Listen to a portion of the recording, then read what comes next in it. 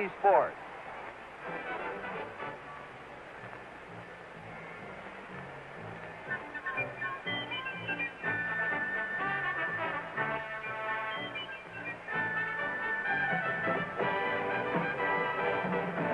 Brings you the first game of the 1968 World Series.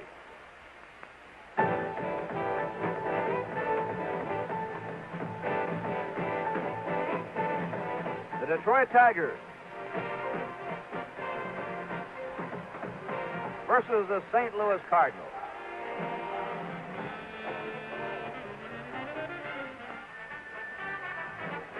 St. Louis and the aerial shot of Busch Memorial Stadium.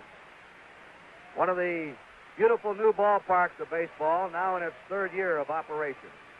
And the famous Gateway Arch, symbolic of St. Louis as the gateway to the West. And a capacity crowd on hand on a hot, muggy afternoon.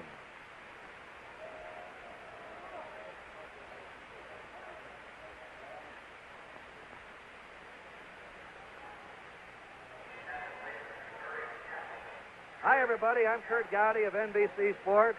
This is Harry Carey, the voice of the St. Louis Cardinals. Down on the field and in the stands, roaming around to report to you will be Tony Kubek, also of NBC. And yes, it is Bob Gibson against Denny McLain. And also Mickey Stanley, a center fielder, is going to play shortstop today for the Tigers. These are the two big stories as we open the World Series.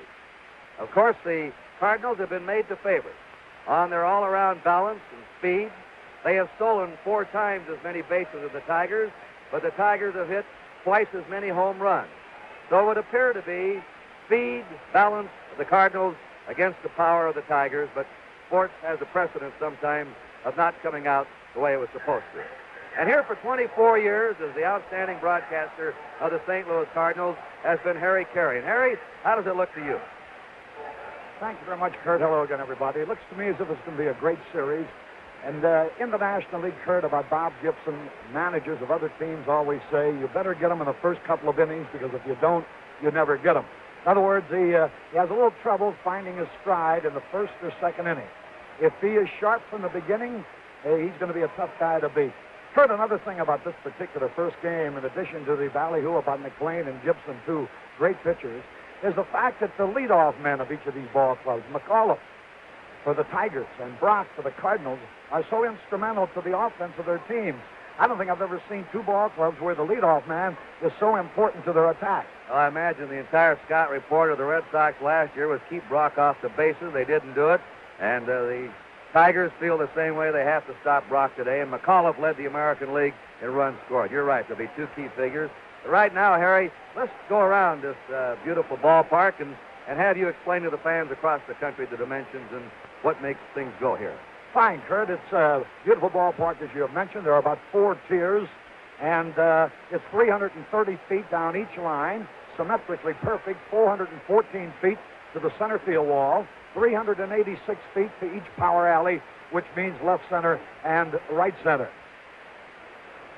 It's a ballpark in which while the dimensions aren't too big, the ball somehow never seems to carry too much. And yet the Detroit Tigers disproved that in their workout here yesterday, as well as during batting practice today. And it all comes down to the same thing, that if you hit the ball, you hit it. There's Bob Gibson to the right of your screen, Denny McLain to the left, as each man is getting ready for the most important assignment, I suppose, of his career. They're both fastball pitchers. I know that Kurt will elaborate on that more as we go along. McLain may have a wider assortment, but each thinks that his bread and butter pitch is his fastball. Gibson, a very rhythmic athlete. Everything he does well. He's very effortless. Grace and rhythm in everything he does, whether it be fielding or hitting. This crowd in great anticipation here this afternoon. As Kurt mentioned to you, a capacity. Standing room only was sold today. For game 1, now the lineup. Let's listen to them. 1968 World Series. First, Detroit Tigers.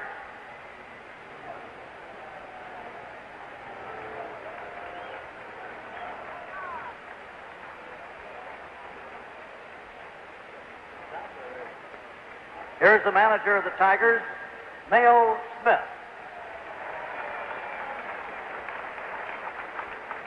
Batting first and playing second base, number 3, Dick McCullough.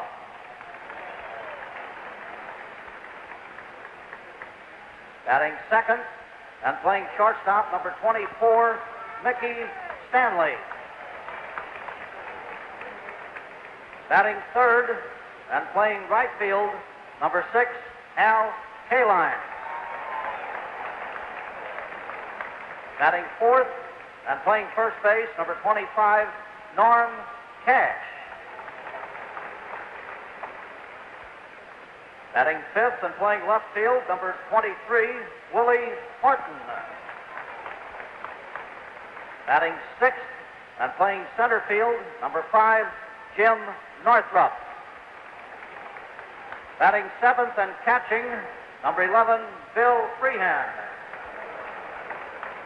Batting eighth and playing third base, number 8, Don Wirt. Batting ninth and pitching, number 17, Denny McLean, who was warming up in the bullpen.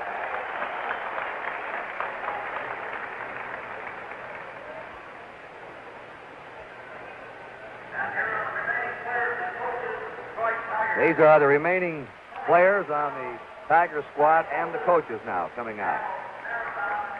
And if you're going to keep score, here again, the batting order of the Tigers. McCullough's at second leading off. Stanley's at shortstop. Kaline will be hitting third in right field. Cash is the cleanup man at first. Willie Horton hitting fifth in left field. Northrup's in center field batting sixth. Freehand is catching, hitting seventh. Wirt is at third base batting eighth. And McLean will be pitching and batting ninth for the Tigers.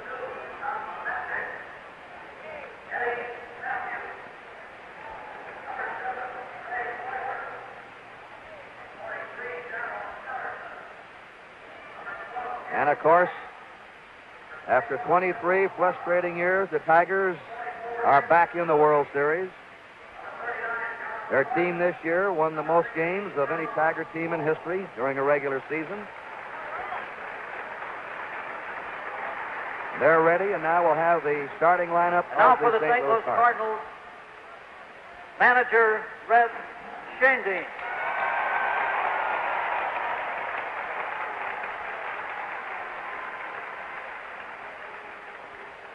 Batting first and playing left field, number 20, Lou Brock.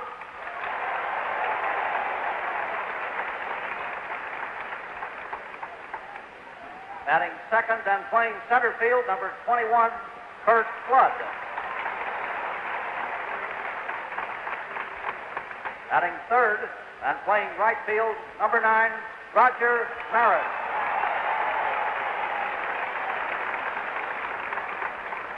Batting fourth and playing first base, number 30, Orlando Cepeda. Batting fifth and catching, number 15, Tim McCarver. Batting sixth and playing third base, number 18, Mike Shannon. Batting seventh and playing second base, number 25, Julian Javier. Batting eighth and playing shortstop, number 27, Dal Maxville. Batting ninth and pitching, number 45, Bob Gibson.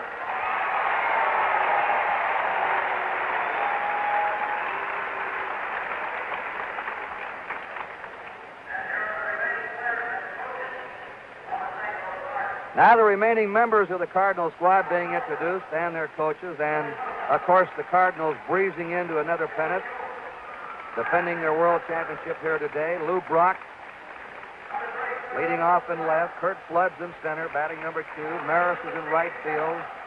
Cepeda's the cleanup man, playing first base. McCarver catching, hitting fifth. Mike Shannon at third base, batting sixth. Javier is the second baseman, batting seventh. Maxville at shortstop, batting eighth. And Gibson is pitching and batting ninth.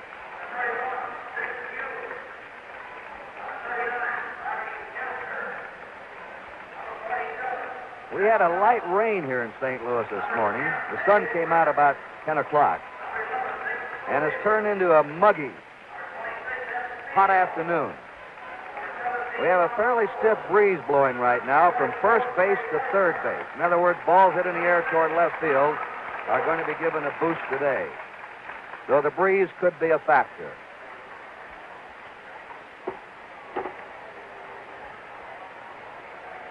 Ladies and gentlemen, please rise and join in the singing of our national anthem, which will be played by Dick Renna and his band, and will be sung by Gerald Hutton, who was a teacher in the St. Louis Public Schools. Oh, sing and you see by the concert beside what so proudly we hailed as the twilight's last gleaming, whose broad light and bright on through the perilous tide, o'er the rampart we won, was so gallantly seen, and the robbing red glare, the lumbers singing air, gave a proof through the night that our flag was still there. Oh, take us that star-spangled banner yet wave, for the land of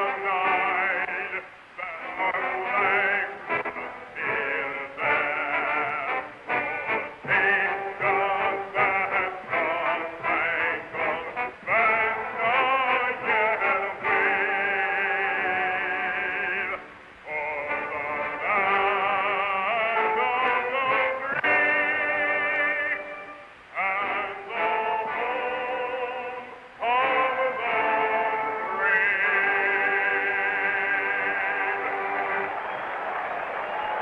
The first game of the 1968 World Series is being brought to you from St. Louis as the Detroit Tigers meet the St. Louis Cardinals.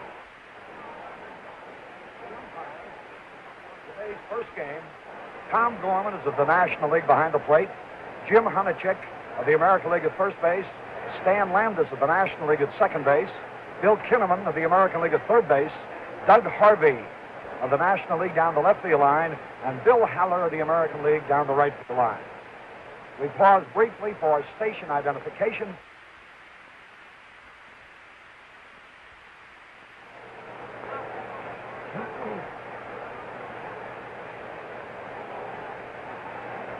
Harry Carey at Bush Memorial Stadium. Mary Ann Peacock is throwing out the first ball. She's held by Jim Hickok there. She's the United Poster Girl. Photographers, of course, recording that event. The governor of the state of Missouri is directly behind her. There she is, Mary Ann Peacock. There's the commissioner of baseball, William Eckert, and Gussie Bush, the president of the St. Louis Cardinals, right next to the commissioner of baseball. So the scene is set, and a little tension now builds up around this beautiful ballpark. The first game of the 1968 World Series is about to start. And in any World Series, the first game is important, but perhaps never quite as important as this year.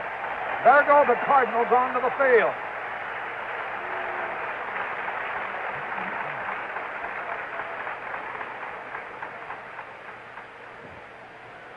And walking slowly to the mound, Bob Gibson, who set a new National League record for earned run average this year, 1.12.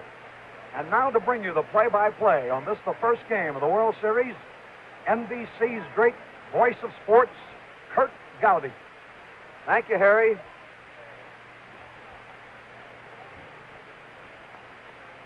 Bob Gibson, who if he wins today would become the first National League pitcher to ever win 6 World Series games. Jack Coombs, 1-5, Three-Finger Brown, 1-5, Christy Mathewson, a 5-game winner in the World Series.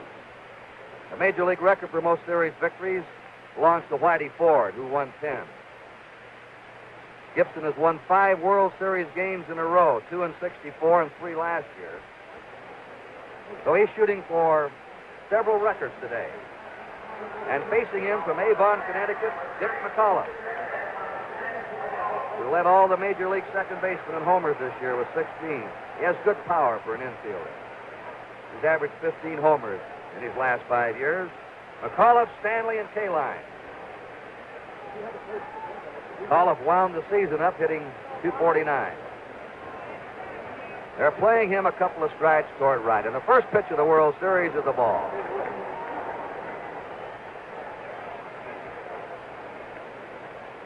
McAuliffe has probably the oddest stance. He looks uncomfortable at the plate of any of the batters that you'll see in the World Series. Notice how he holds his bat. A strike, 1-1 now.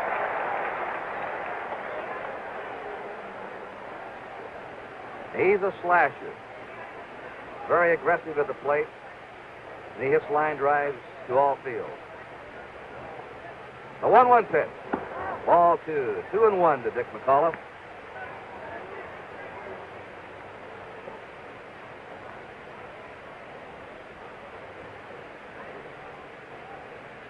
The 2-1 pitch.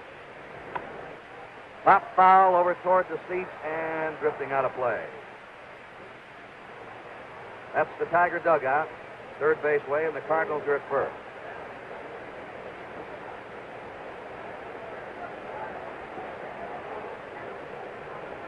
Bob Gibson will be 33 years old in November. Born and lives in Omaha, Nebraska. They gave him a day there last year after the '67 World Series. Former basketball player with the Harlem Globetrotters. A tremendous all-around athlete. The 2-2 pitch to McAuliffe. He struck him out. Gibson gets his first man.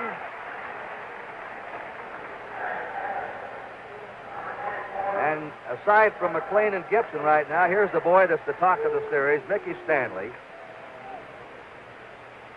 The best defensive center fielder in the American League, who is going to be a shortstop today. Foul off. Harry, I think you could really call this the Gibson lineup for the Tigers. They're trying to get an extra bat in there against Gibson. He's hard to score on. They figure by moving Stanley to the infield, Kaline in right, they'll have a little bit better batting lineup. And it's really a Bob Gibson lineup. They try to get as much hitting as possible against him. That's the breaking pitch of Gibson. 1 ball, 1 strike. One of the really audacious moves of World Series history, and Mayo Smith deserves a lot of credit.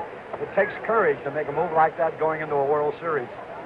And, of course, it's put a lot of pressure on this fella, Mickey Stanley. 2-1. Mickey Stanley was born in Grand Rapids. He lives in Birmingham, Michigan. He's a fellow that has improved himself year by year. At the plate, he's always been a good defensive player. Swinging at a bad pitch, 2-2. He's changed his stance several times. He'll hit behind the runners. He'll go to the opposite field. And he's hit a respectable .259 this year. The 2-2 pitch to Stanley. Fastball is fouled out of play. Gibson poured that one in there. That's his quickest pitch of the game. One factor that Gibson and McLean have in common, tremendous competitors on that mound. They refuse to give in to the hitter. The 2-2 pitch, just a little bit low. 3-2 now. Boy, that's a great shot right there, Kurt, isn't it? They can see it all from there. Full count for Mickey Stanley. 1 out, nobody on. There's a line drive in a left field in front of Brock. There's the first base hit of the series. Stanley's on.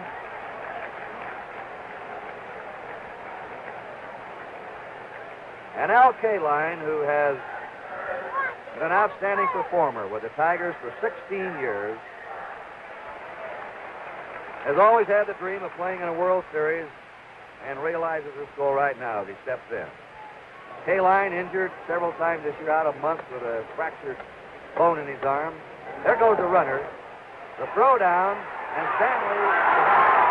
Javier takes the pass.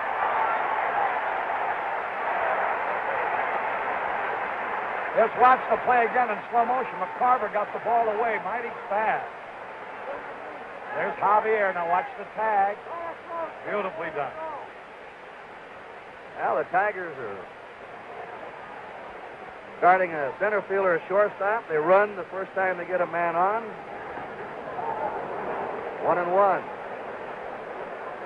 Curted throws, they're not playing a scared hand. They're aggressive. Kaline still wound up as the leading hitter of the Tigers this year, batting .287.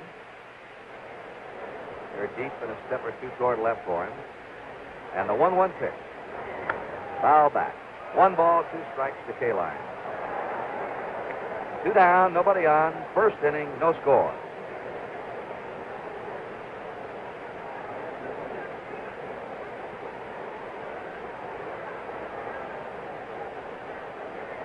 A 1-2 pitch.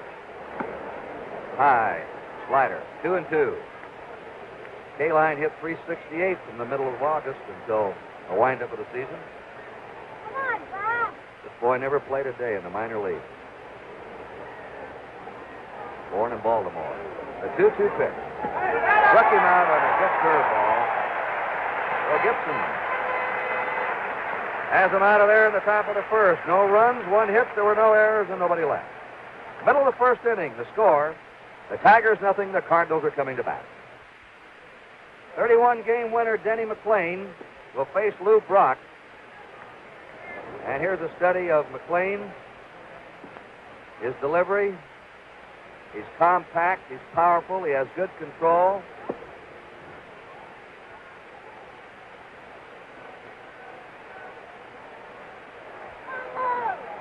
And here's another look at him. Now, Lou Brock getting a hand. Don Wirtz in on him at third. Shortstop and second baseman have to come in a couple of steps. What a World Series this fella had last year. He opened the series at Fenway Park. First batter up in the series, had a base hit and then stole second on the first pitch to the next batter. And that set the pattern for Brock and the Cardinals. He broke the all-time World Series record for stolen bases. Wound up hitting over 400 in the series. He likes to go after the first pitch, Kurt. Let's see what he does here with McLean. Ball 1. McLean, fastball pitcher, came up with a slider this year. Uses the changeup. Has that cap always pulled down low over his eyes. 1-1 to Lou Brock.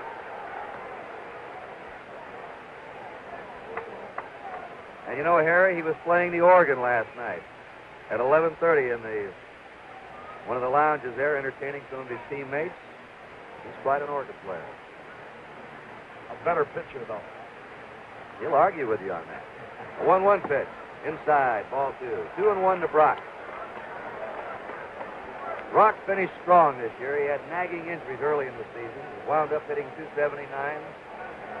Led his league with 62 stolen bases. Led the league in triples. Ground ball to short. Mickey Stanley with his first chance.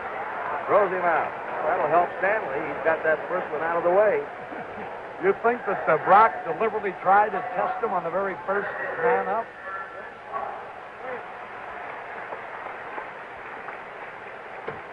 Curt Flood.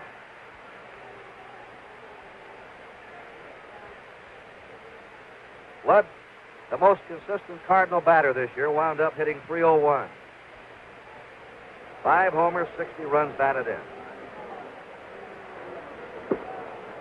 Ball 1. McLean is a high ball pitcher, except when he comes sidearm. Then his fastball sinks, but you'll see him up around the letters and the shoulders with his fastball a lot. There's that high one, and the ball sails and takes off. 1 ball, 1 strike.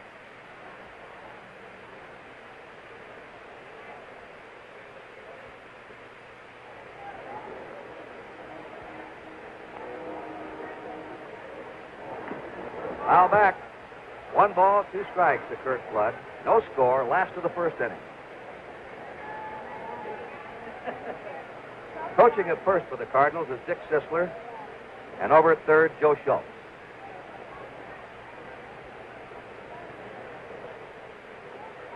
Flood is being played straight away. He hits to all fields.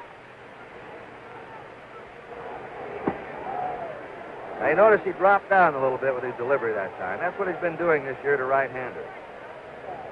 Ball 2, strike 2 to Kurt Flood.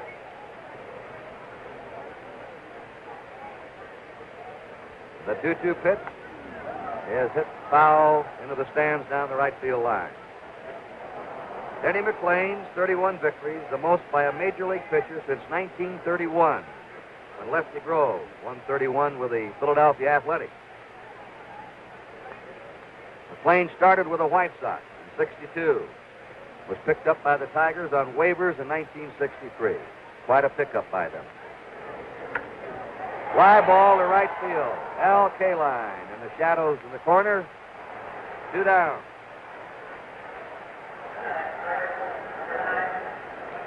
And playing his last World Series, he's finished his last regular season. He's retiring after this series. Roger Maris getting a big hand from the crowd. They had a day for Roger here on Sunday at the end of the season. He wound up hitting .255 this year with 5 homers, 45 RBI.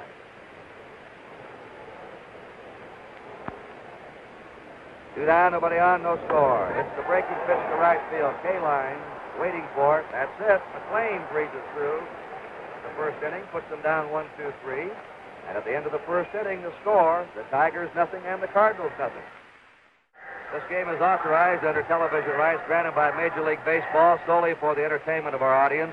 Any publication, reproduction, or other use of the pictures, descriptions, and accounts of this game without the express written consent of Major League Baseball is prohibited. Norman Cash, Willie Horton, Jim Northrup up for the Tigers in the second. Curveball is over for a strike. Cash is the only Tiger starter with previous World Series experience. He was up 4 times as a pinch hitter with the White Sox in 1959. Low to him a ball. And this fella had a great last half of the season. He wound up hitting .263, 25 homers, 63 RBI. Most of his hitting was done in the second half. Foul back.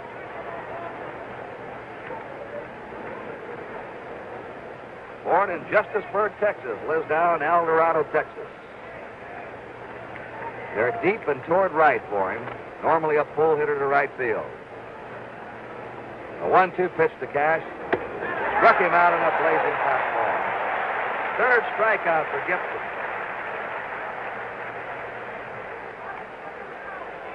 Gibson has had an outstanding strikeout record in the World Series. Coming into this game, he had struck out 57 men in 54 innings. That's the strikeout an inning, Harry.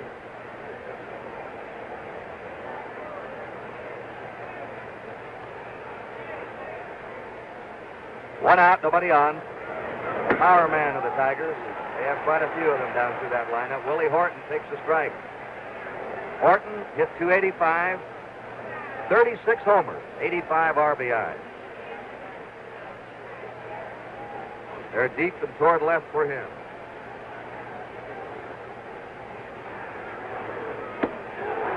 Going around in the fastball, strike 2.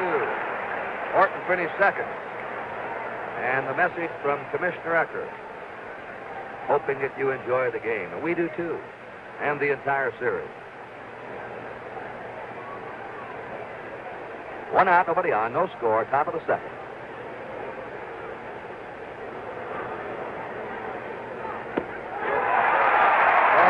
Curveball. He's got a great curve today, Harry. Yes, he has, and it's pretty hard to distinguish between his curveball and his slider, Kurt. That one exploded. A year ago against the Red Sox in the first game of the series, Gibson had struck out 4. Watch this ball break.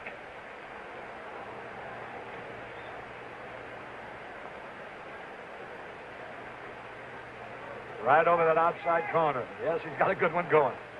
He has now struck out 4 of the first 5 batters he's faced. Jim Northrup's up. Northrup takes the fastball. Strike 1 on him. Northrup, born in Breckenridge, Michigan, lives in Detroit. Northrup hitting .264 for the year, 21 homers, 90 RBIs. He has some big hits. Strike 2. Bob Gibson had an almost incredible record this year.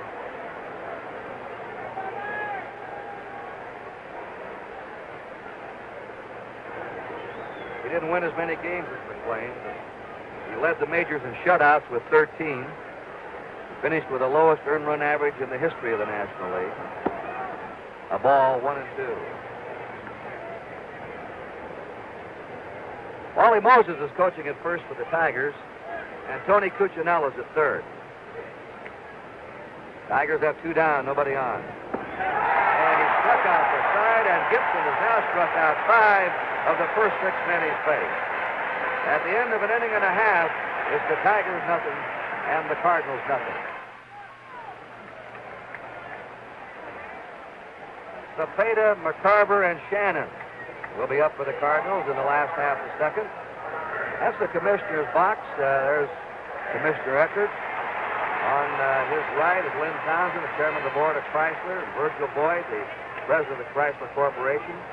Mr. and Mrs. William Salatich, president of Gillette Safety Razor Company. Mr. and Mrs. Casey Stengel are there also in the commissioner's box today. Orlando Cepeda. Ball 1. Cepeda had a disappointing year with a bat, hitting .248, 16 homers, 73 runs batted in. Most valuable player in the National League last year. There's the sidearm delivery that McLean came up with this year. 1-1.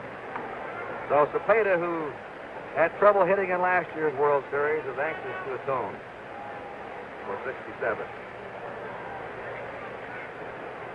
The 1-1 pitch is ball 2, 2-1. Well, Harry, sports has a way of never coming out the way you think it will, but 3 things should happen today if these 2 fellows are right. Should have a low-scoring game. They'll both be around at the finish, and it could be one of the quickest games in World Series history. Foul ball. These 2 fellows don't mess around out there. They pitch. I'm intrigued by the style of McLean. You mentioned it before, Kurt, about how he throws everything up high. You know, in the National League, pitchers that throw pitches high usually get beat. But he's so effective and he's so strong that he can pitch what is usually a weakness for a pitcher, and he makes a strength out of it. American League fans had some concern that they call high pitches strikes in the American League and not so much in the National League. There's a National League umpire behind the plate, Tom Gorman. The 2-2 delivery to Cepeda, fouls it back. Watch Cepeda when he swings. He strides in. He walks right into that pitch. He has good power to all fields. He can hit the ball a long ways to right center. He should like Tiger Stadium.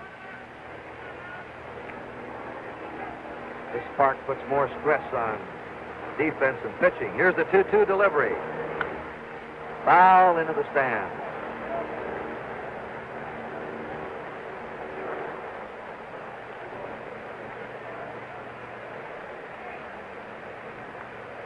You talked, Harry, about McLean being strong. He led the American League in complete games, and he led the majors in innings pitched this year. He's been a real workhorse. The 2-2 pitch, foul back.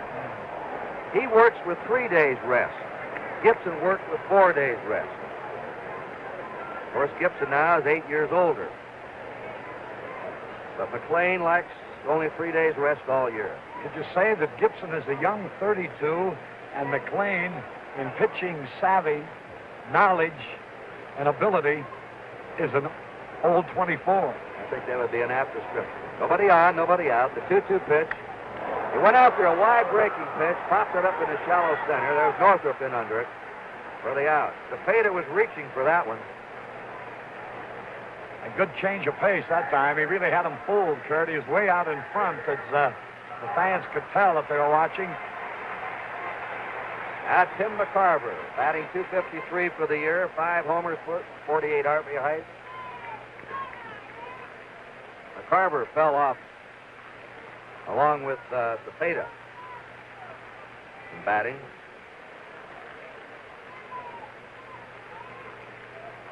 And he also had trouble in last year's World Series hitting. There's a drive in the right center. That one may be in the gap. It's all the way out to the fence. McCarver is coming for 3. Here's the throw. Wide. He's in there with a triple. Gets away, but backed up by McLean.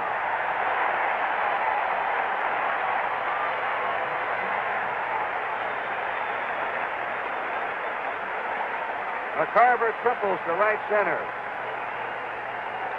So he's on third now with one out. And the Cardinals have the first scoring opportunity. Mike Shannon, a clutch hitter this year for the Cardinals. He had 266, knocked in 79 runs with 15 homers. He's the only St. Louis-born player here on the Cardinal roster. The Tigers are bringing the infield in. The outfield's deep. Step or two toward left.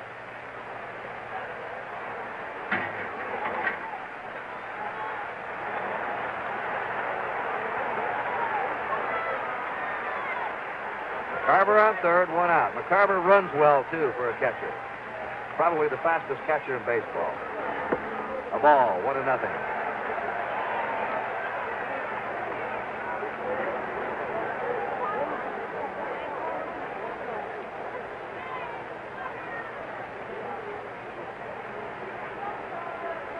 One nothing pitch. Lays off of it. That was a tough pitch to lay off, too. 2-0.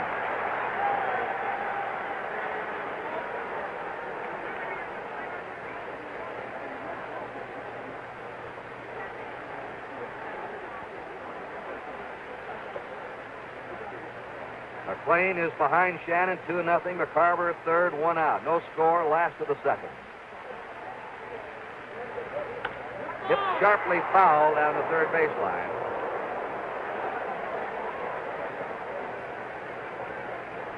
Two and one to Shannon.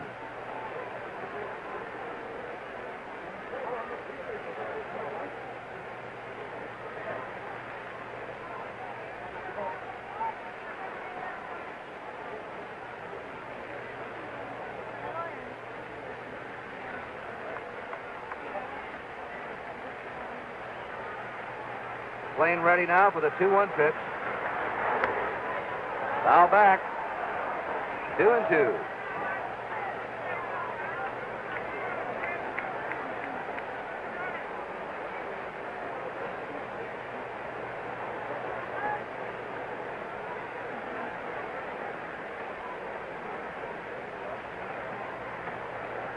McLean asks for a new ball. I wonder how he could see his signal the way he tucks that cap down over his eyes, Harry. Well, that's those contact lenses, I guess. He has one white and one tinted contact lens, too. Yeah, you mentioned McCarver's speed for a catcher, which is so true. 2 years ago, he had 13 triples. Quite odd for a catcher to have that many triples. 2-2 to Shannon. A runner on third, one out. The Cardinals threatening here in the second. Struck him out with a fastball. So a neat recovery by McLean, who had dropped behind him 2-0 and then struck him out. And now with two down, the Tigers back the infield up, and Julio Javier is coming up. This first game of the 1968 series is being brought to you live and in color exclusively on NBC, where more people watch sports than on any other network.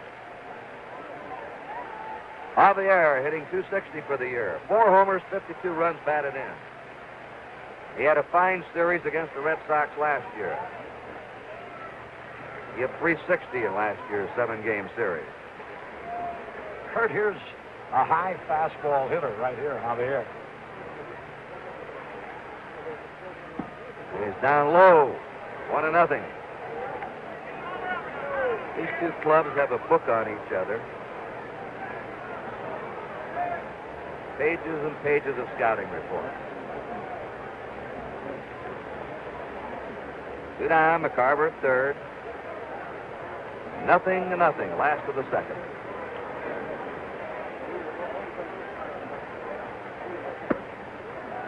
A little bit high.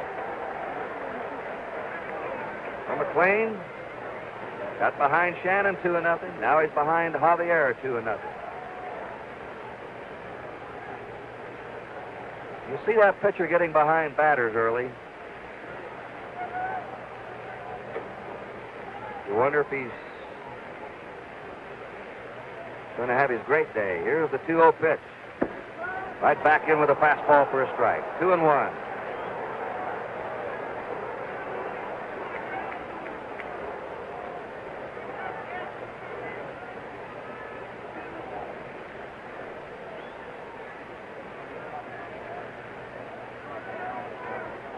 McLean pitched well on the road. He won 17 and lost only 2 away from Tiger Stadium this past year.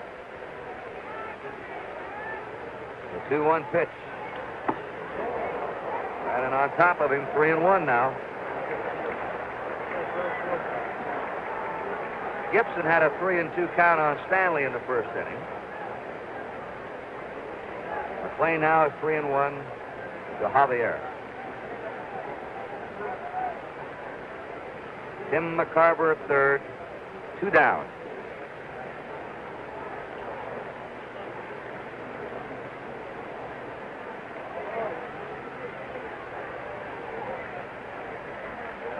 Three-one delivery.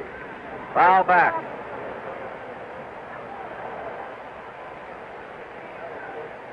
Three and 2. If you've joined us late, 1 hit for each club. Stanley singled in the first for the Tigers, and McCarver has tripled here in the last of the second for the Cardinals.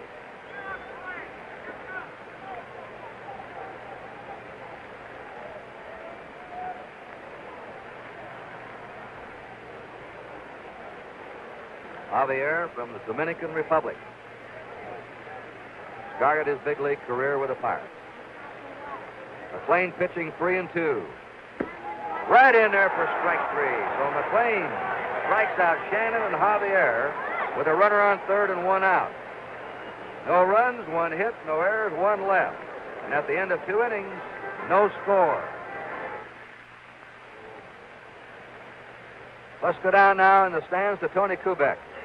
Thank you, Kurt. I'm sitting with the Commissioner of Baseball, General Eckert. General Eckert, looks like a fine World Series, a fine pitching duel. Another great World Series, 2 great teams, great pitching contests, and I want to thank all of these hundreds of millions of fans that have supported our great game for all these years, and particularly since I've been Commissioner. Commissioner, thank you so much. Now let's get back to live action. Bill Freehan took the first pitch for a ball. Leading off here in the third. Going after one of Gibson's breaking pitches for a strike, 1-1. Freehan hitting .263. At 25 homers, 84 runs batted in. Fastball for a strike. Gibson has struck out 5 of the first 6 men. And Harry, this game is proceeding as billed. Just according to script. A tremendous pitching duel. The 1-2 pitch. Ball 2. He didn't commit himself. Checked his swing. 2-2. I thought it was significant that McLean got his first strikeouts when there was a runner at third and only 1 out. 2-2 to Bill Freehan, a former Michigan football star. Fouls it back. Well, Gibson, maybe 32. I can't see where he's lost anything off that fastball, Harry. He's quick. He'll be around a long time, barring an injury. The 2-2 pitch to Freehan. 3-2. Gibson a little unhappy with that pitch. Got away from him. I think more a little unhappy with himself. As you said, that the pitch got away from him. He was sort of off balance when he threw the pitch. So this is his second 3-2 count in the game. And here it is to Freehan, and it fouls it back. You see these batters fouling pitches off, swinging late, hitting fouls in the seats to the opposite field. You know both these men have stuff. They just can't get around on them. Nobody on, nobody out. The 3-2 pitch to Freehan. High foul, drifting back again.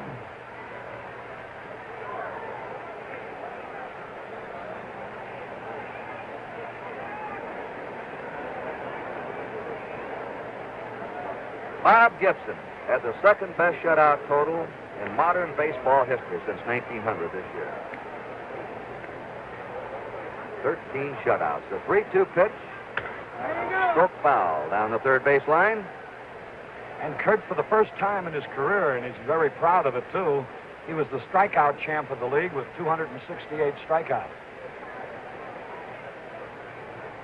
If he continues this pace, he's going to be the strikeout champ of all time in the series. 3-2.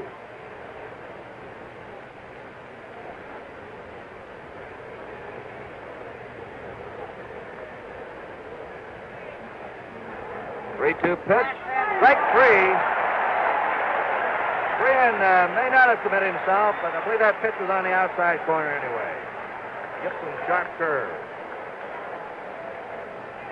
He has now struck out 6 of the first 7. The all-time record for most strikeouts in a World Series game, 15, held by Sandy Koufax for the Dodgers in 1963. Gibson has 6, and we're only in the 3rd inning. 1 out, nobody on. Don Word up.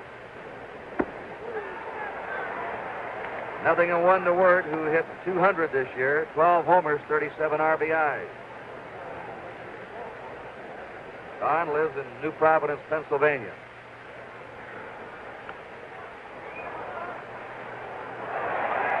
That's strike 2. Right now, Bob Gibson is challenging an all-time World Series record. He has struck out 5 in a row, and the all-time record is 6.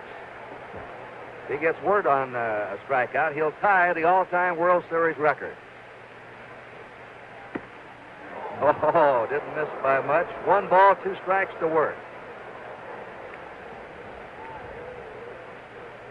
We have 1 out, nobody on, no score in the 3rd. Word singles in the center field. That's the 2nd hit for the Tigers, and brings up Denny McLean, who's a good bunter, by the way. He led the American League in sacrifice bunts. Had 16 of them during the year.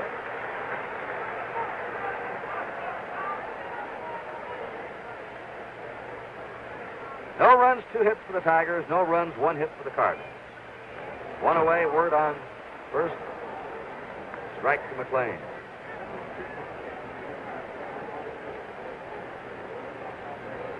Dick McAuliffe on deck at the top of the Tiger batting order.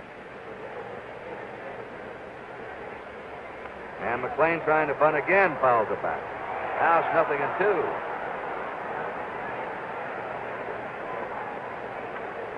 Look down to Tony Cuccinella at 3rd for a sign.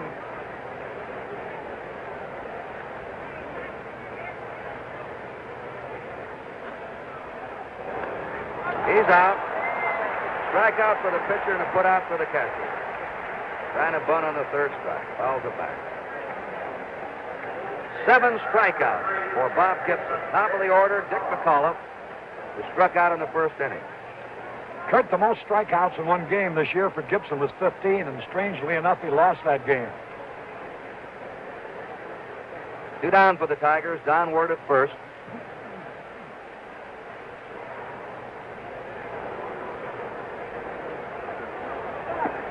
Curve is over for a strike.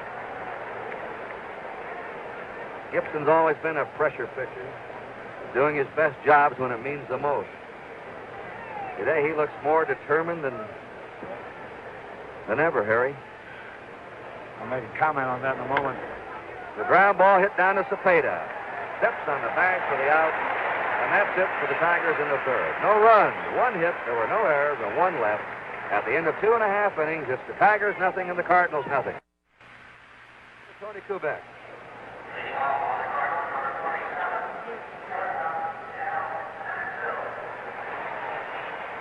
We've got one of the top sports fans in the country, Mr. Frank Sinatra. Frank, who are you picking in the series? I like the Cardinals in about 5 games, Tony. I think, first of all, I think Gibson is pitching so great today. I think he's marvelous. I don't mean this as a pun, but he's really humming. Better than you. Oh, yeah. Frank, thank you so much. Let's go back upstairs now to Kurt and Perry. Dal Maxville leading off in the last of the 3rd for the Cardinals. A ball to him. Maxville had the best average of his career this year, hitting .252. 1 homer, 24 runs batted in for him. Born in Granite City, Illinois, lives now in St. Louis. McLean is behind 2-0. Kurt, an odd statistic for an 8th-place hitter like Dal Maxville is the fact that he also led the team in drawing bases on balls. 3-0. McLean is struggling just a little here today right now with his control. He fell behind both Shannon and Javier in the 2nd, but then came back to get him out. Now he's behind 3-0 to Maxville. And he walked him on 4 pitches. there's the first walk of the game. Bob Gibson, a 170 batter as a pitcher.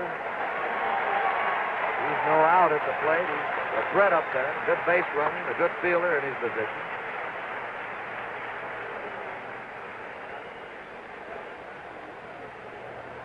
I don't know whether some of these fans are standing up to give Gibson a standing ovation or whether they're just getting up to get a look at Frank Sinatra. But at any rate, a lot of them came to their feet. Maxwell on first. Nobody out, no score, last of the third. Lou Brock will be on deck.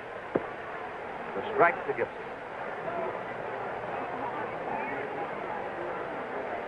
Cash was charging from first, Word in from third. And McAuliffe going over to cover first and second base. These are the plays now that Mickey Stanley won't do out of an automatic reflex action. That's shortstop. Good bunt. McLean will have to make the play to McAuliffe at first base. Sacrifice for Gibson. And he's out from McLean, the pitcher, to McAuliffe, the second baseman. In scoring position now is Del Maxwell. One out in the top of the order for the Cardinals. Lou Brock will be up. Brock rounded out his first time.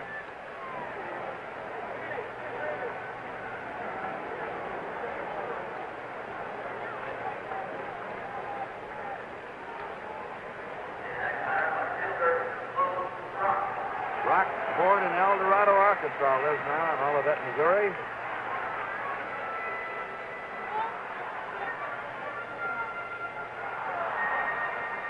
He's still only 29 years old. He has some good years ahead of him.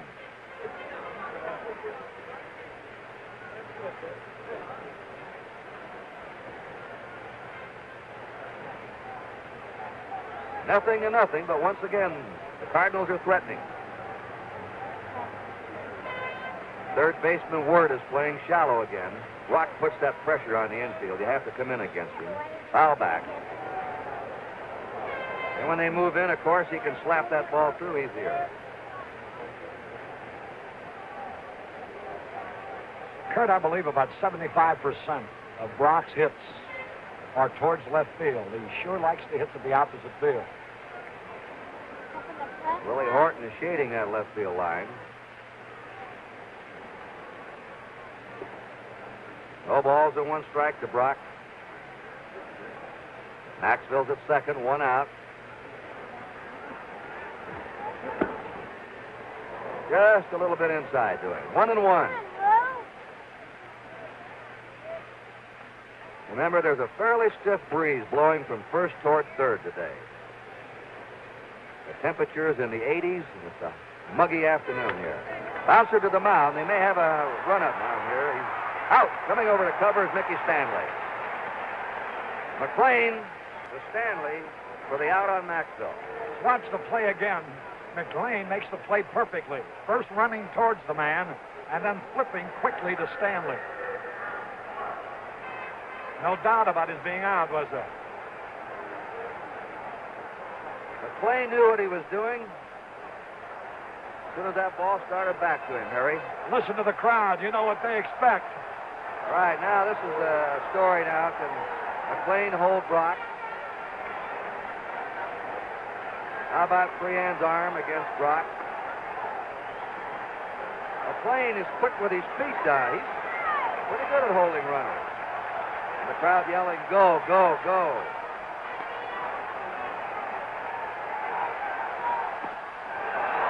Ball one. I thought he'd go on the first pitch, Kurt. He usually does, but he wants to make sure that he can read McLean. He stole 25 bases his last 28 games of the season. Two down, Brock at first. There he goes. The throw. He's in there easily. He'll be up and on his way to third.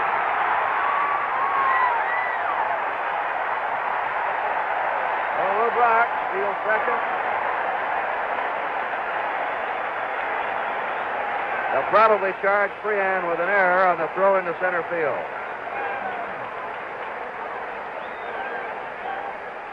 The pressure that he puts on the pitcher and the whole defense was obvious right there. Not only that, but he gives his hitter a better opportunity, a man like Flood, because pitchers usually will pitch out. Therefore, they fall behind Flood, and he can deliver base hits on fat pitches. I think there's something wrong with Brock, Harry. They're calling the trainer of the Cardinals out. Looks like his shoulder or his right arm. It could have been worse, his legs, because he's the franchise with those speedy feet of his. Last year's World Series, he stole 7 bases in 7 attempts to set an all-time World Series record.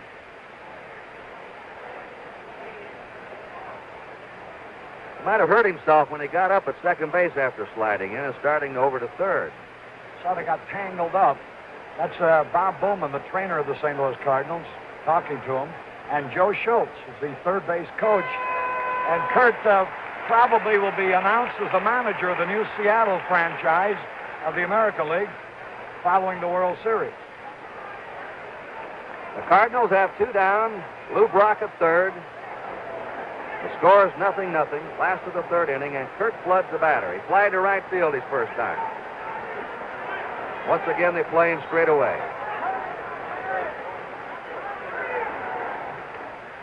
Tries to bunt. He'll do that. He'll disguise that bunt till the last second, drop that bat. He's an excellent bunter down the third baseline. Fouls it off.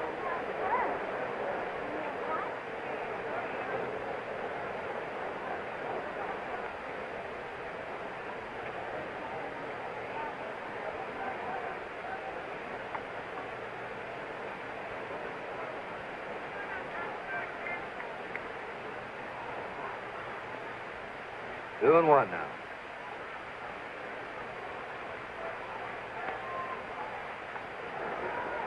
Two down. McLean watches Brock over at third, who got a big walking lead. McLean pitches quickly to change his rhythm out there. 2-2. Which is a good way to bother that base runner. Changing your delivery, the rhythm of it. Here's the 2-2 pitch. 3-2. McLean has thrown quite a few pitches here in his first 3 innings. Probably more than normal for him. And remember, it's a hot, muggy day. 2 down, Brock at third. The 3-2 pitch to Kurt Flood. Goes after a high fastball and pops it up. Don Wirth gives way to Mickey Stanley and back of the mound for the out. And once again, McLean pitches out of trouble with a man in scoring position. No runs, no hits. There was 1 error, 1 left at the end of 3. No score. And Tony Kubek. Thank you, Kurt. I'm with Warren Giles, president of the National League. Warren, looks like another fine series. Yes, it does, Tony. Really, really is. Great pitching duel out there. Mr. Giles, thank you so much. Let's get back to Bob Gibson, the Cardinals. Great series. Live action. Thank you, sir. Right. Mickey Stanley singled his first time up, leads off with the Tigers. Gibson breaks his curve over for a strike. Bob Gibson has struck out 7 men in the first 3 innings, allowed 2 singles, no walks. Strike 2. 0-2. Al Kaline will follow, and then Norm Cash.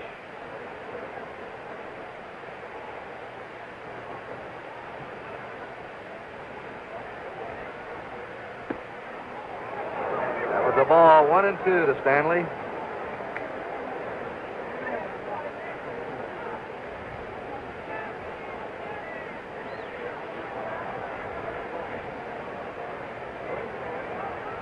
One-two pitch.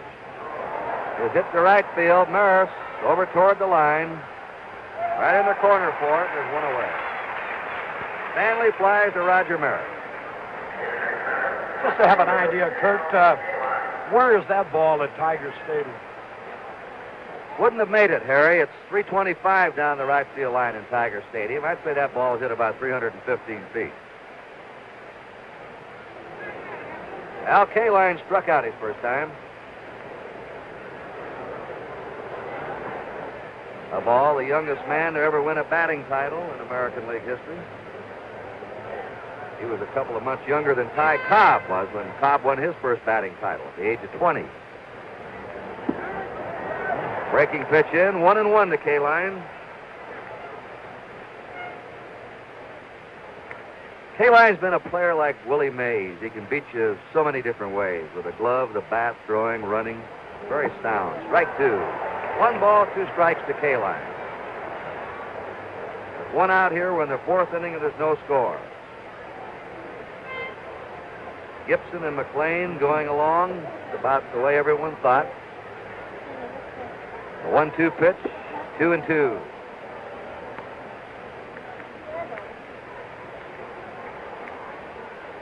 K-Line has been the Golden Glove winner in each of the last 7 seasons as top outfielder in the game, one of the tops. Here's the 2-2 pitch to him. Foul right back. And that hit one of our monitors. If I'd have had my net, we'd have had a baseball up here. Yeah.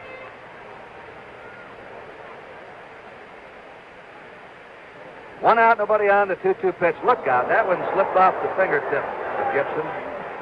3-2.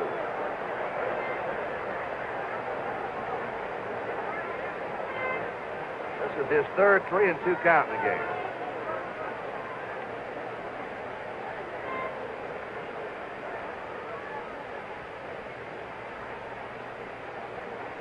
You can tell how hot it is down on that field, Kurt. Here's a 3-2 pitch. Strike 3 in the afternoon. 8 strikeouts for Bob Gibson. He has hit those corners today. 3 of his strikeouts have been called strikes, and they were right on that corner. Norman Cash struck out his first time.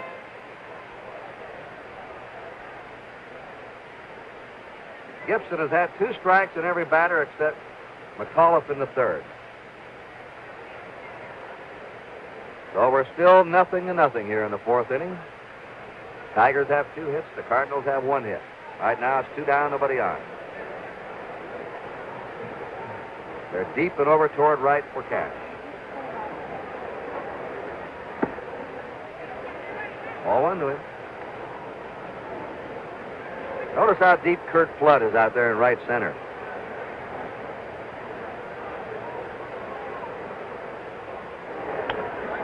Fly ball out to Flood, has to come on, waiting. That's it. And the Tigers are down 1-2-3 in the 4th. At the end of 3.5, it is still the Tigers nothing and the Cardinals nothing. NBC is truly the World Series network. Not only will we continue to bring the World Series, but January 12th and 69, NBC will bring you the World Series of Pro Football, the Super Bowl, and in March, the NCAA Basketball Championship, the World Series of College Basketball. And, of course, again next year, the World Series of Baseball, all on NBC. Roger Maris takes ball 1. They've already announced the paid attendance, 54,692. McLean is behind him, 2-0.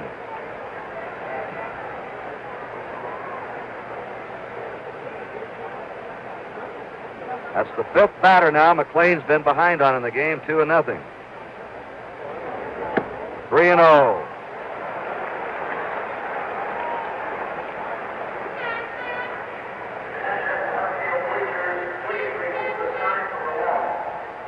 They have a banner they have hung on the wall out there in left center, and they're asking the fans to remove it.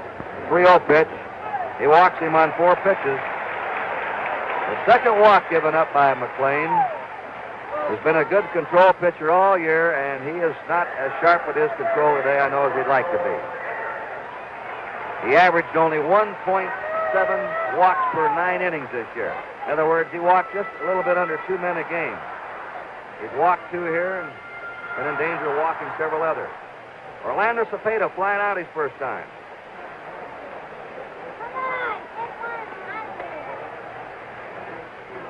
Harris at first, nobody out. 5 balls in a row now delivered by McLean.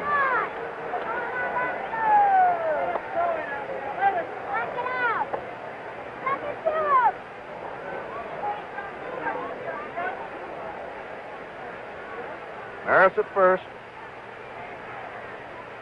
A 1-0 pitch to Cepeda. 2-0. 6 balls in a row delivered by McLean. And now Mayo Smith is coming out, the manager of the Tigers. He wants to talk to McLean.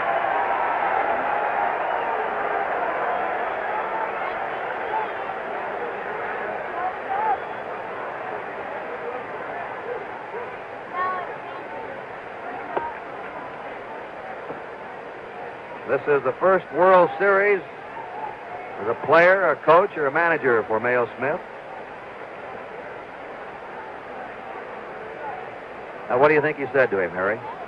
Go get him, kid. Yeah. You know, Mayo Smith and Red Shandy's proved that nice guys win. What two wonderful gentlemen. They certainly are. 2-0 to Orlando Cepeda. Fouls a high fastball back and is 2-1.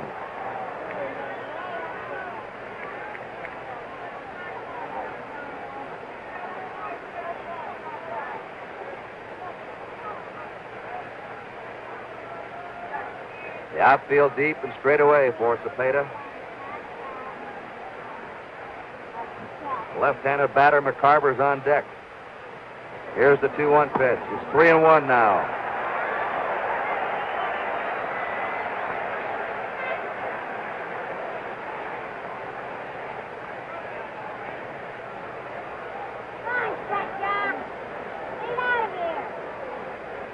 Cepeda only hit .248 this year, but he led the Cardinals in game-winning hits in the late innings.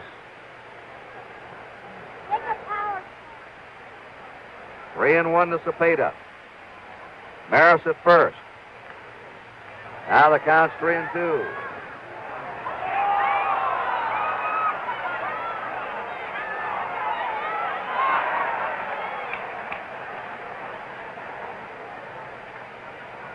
Cepeda's father, Pedro Cepeda, was regarded as the greatest player in the history of Puerto Rico.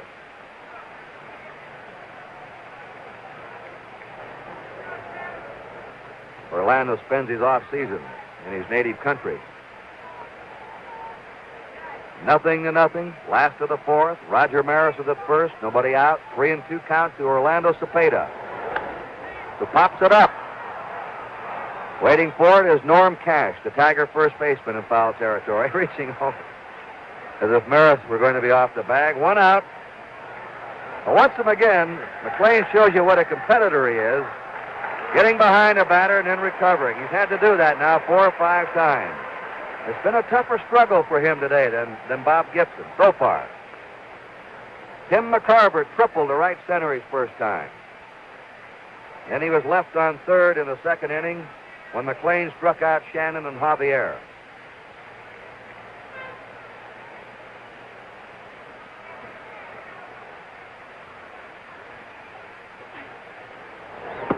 A ball with a left-handed batter up. Cash is playing off the bag against Maris.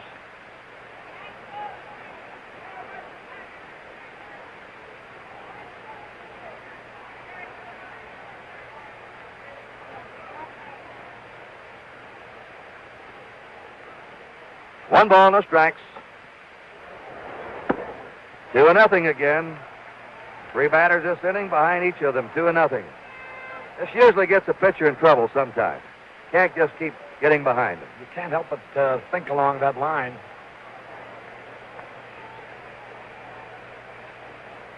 Two and nothing.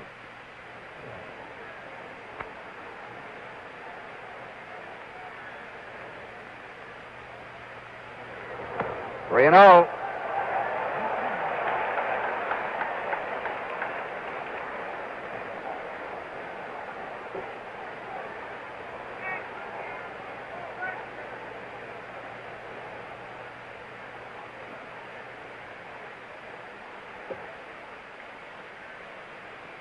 Three and nothing to Tim McCarver. And he walks him on 4 pitches. He walked Maris on 4 pitches. The third walk given up by McLean, who's having an off day on his control. Gibson has not walked a man. This is the largest crowd in the history of Bush Memorial Stadium today.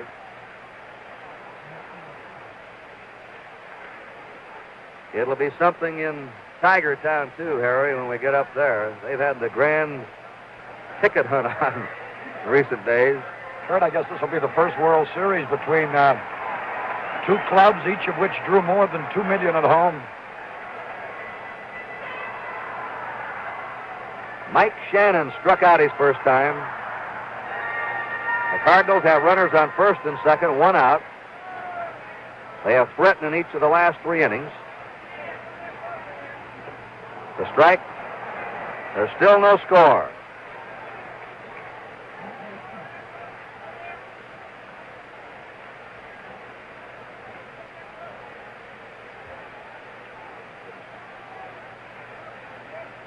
Nothing in 1 to Shannon.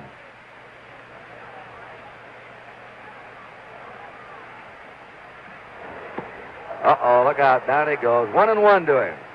The Cardinals are going to represent Major League Baseball on the annual tour of Japan this year. Shannon told me before the game he's going bear hunting over there with a crossbow.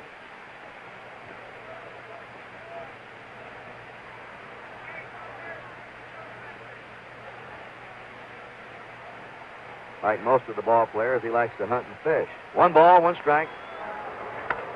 Fouls a sidearm fastball out of play, and it's 1-2. Roger Maris at second base. Tim McCarver at first. 1 out. No score in the last of the 4th inning.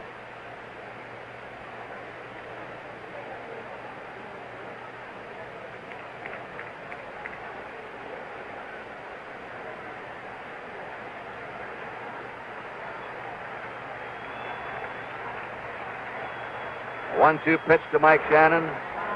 Foul again back.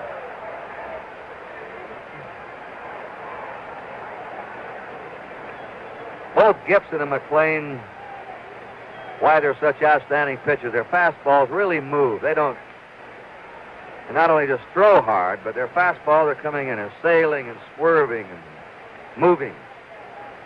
That's why you've seen so many foul balls back in the seats. 1 ball, 2 strikes. Changed up, 2-2.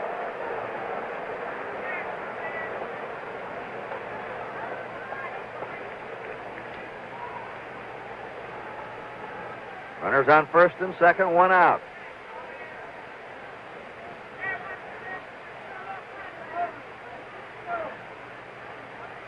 Two and 2 pitch coming up to Mike Shannon. There's a base hit to left field. Harris is rounding third. Willie Horton fumbles the ball. Coming over to third is McCarver. And into second goes Shannon. And the Cardinals take the lead.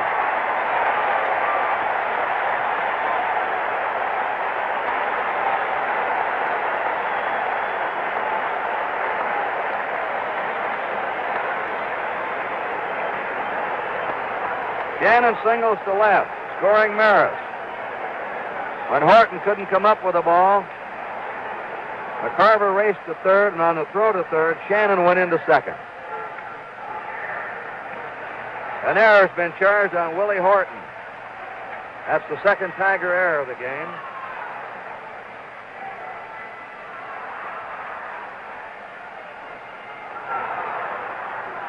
Runners on second and third, 1 out, and the Cardinals ahead 1-0. Javier struck out his first time. And he hits it in the right field. This will score maybe 2. Kaline fires to the plate, not in time, and the Cardinals lead 3-0 on Javier's single to right.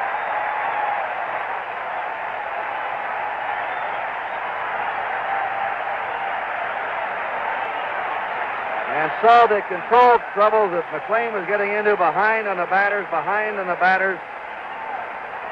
Cardinals finally caught up with him here in the 4th and have scored 3 runs. How many times, Kurt, have you heard Pee Wee Reese or Sandy Koufax talk about how expensive bases on balls are? Both the men that walked here have come in to score. Mayo Smith, the Tiger manager now. 1 out, a runner on first, 3 runs in. Ball 1 to Del Maxville. There's Shane Deans, the Cardinal manager. This club has grabbed the lead in the opening game.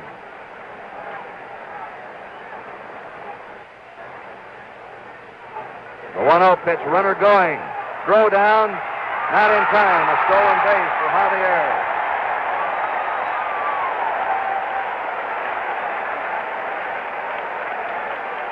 That's the second stolen base for the Cardinals, and Javier comes up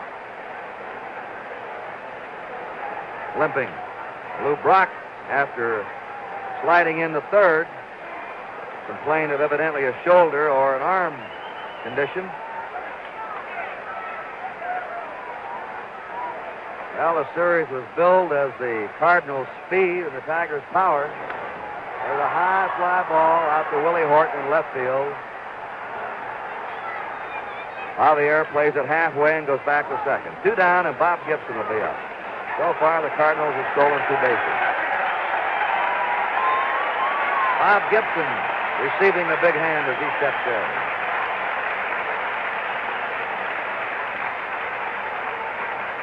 Gibson has struck out 8 men in his first 4 innings. Gibson had a sacrifice bunt his first time up. Javier at second, 2 down. A ball to Bob Gibson.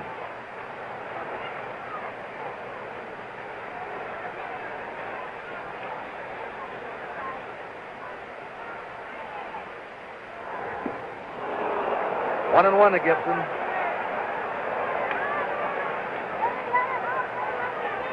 Three runs in for the Cardinals, last of the 4th. They're leading 3-0.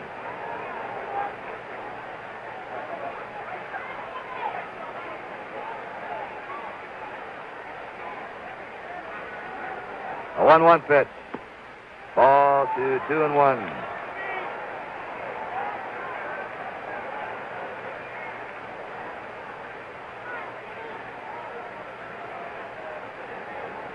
Javier on second. 2 out. And the 2-1 pitch is hit foul down the third baseline. 2-2.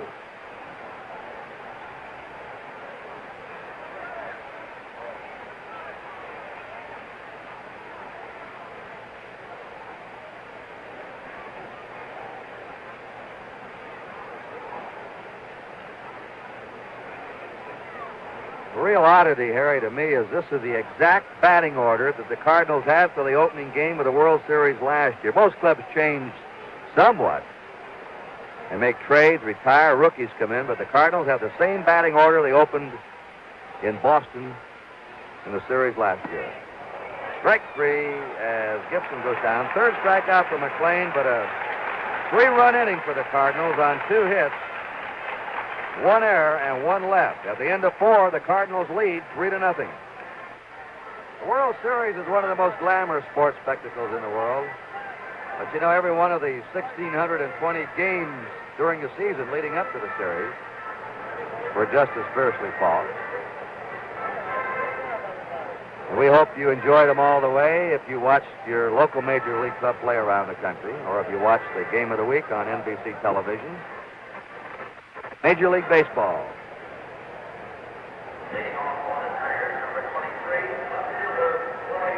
All right, in the 5th inning, Bob Gibson will face Willie Horton, Jim Northrup, and Bill Freehan. Horton struck out, took a called third strike his first time.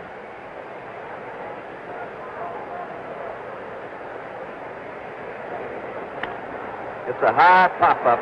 Backpedaling for it is Javier, the second baseman. 1 away. Jim Northrup struck out his first time. 3 runs, 3 hits, no errors for the Cardinals, no runs, 2 hits, and 2 errors for the Tigers. 8 strikeouts for Gibson, no walks, and he's allowed 2 singles. The Tigers were the best comeback team in baseball this year. I think over 40 times they pulled games out in the 8th or 9th innings when they were behind. So don't count them out. Ball 1. They were almost unbelievable the way they'd come from behind.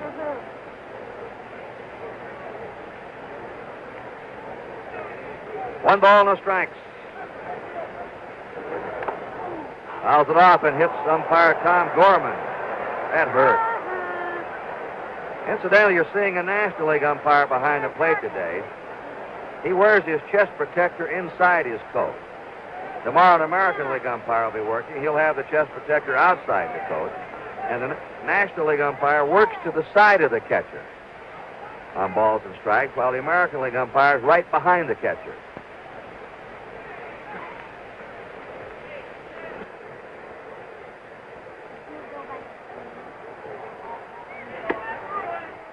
Two and one. He's just a little bit to the side. Or works between the catcher and the batter on that angle. Foul back, 2 and 2. Come on, Kitty. Let's go. This boy up right now, Jim Northrup, was third in the American League and runs batted in. That's lamp black, by the way, under his eyes. The players wear that, the reflection of the sun. 3 and 2. Well, Gibson's had 4 3 and 2 counts in the game, but he hasn't walked anyone yet.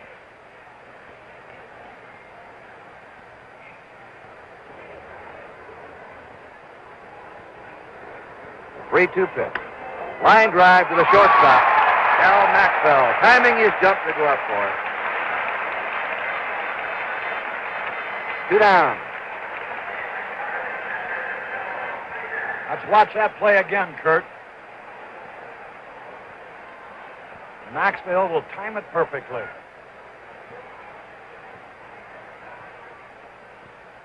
And that's how it's done. That one nearly ripped his glove off.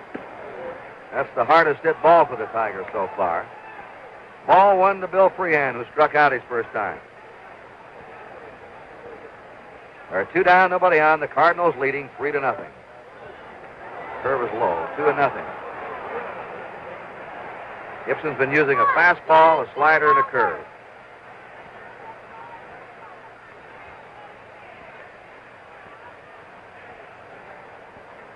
The 2-0 pitch. 3-0. This is his first 3-0 count.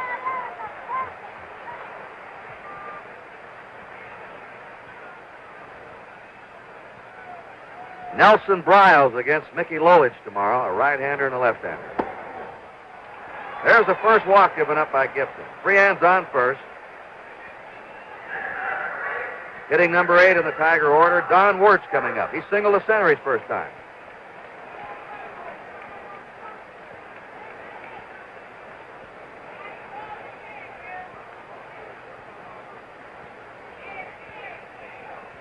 Two down. Freehan at first. Strike to Wirtz. And with 2 away and Freehan at first, Cepeda plays off the bag, even though a right-hander's up there. Denny McClain's due up next. Blew the fastball by him, strike 2. Eddie Matthews just picked up a bat in the Tiger dugout. They might pinch hit for McClain if they get to him. The 2-strike pitch is strike 3. They won't get to him this inning. 9 strikeouts for Bob Gibson. He may be challenging the all-time series record of 15 strikeouts. No runs, no hits, no errors, and 1 left. And at the end of 4.5 innings, it's the Cardinals 3 and the Tigers nothing. Get down to our roving shortstop, Tony Kubek. Thank you, Kurt. Down here we've got Stan Musial. Stan, you put this Cardinal ball club together, helped you. They look good. You must be proud of them. Oh, we certainly are, Tony. And of course, we have a great all-around club. Just a great club, sure do. I haven't seen Gibson blow too many 3-run leads. You think he'll hold them? He's tough. He's a great competitor and a good pitcher. Stan Musial, thank you so much. Let's go back upstairs. All right, Now for the last half of the game, to call the play-by-play, the voice of the Cardinals, Harry Carey. Thank you very much, Kurt. Rock fouls off the first pitch. It's 3-0 St. Louis. Gibson has fanned 9 men in 5 innings. That's what he had at the end of the first 5 last year in the opener at Boston. Had a cut. Rock, who hit .279 during the course of the season. Had 6 homers. Loves to hit the ball to the opposite field. One of the most exciting ball players in the game.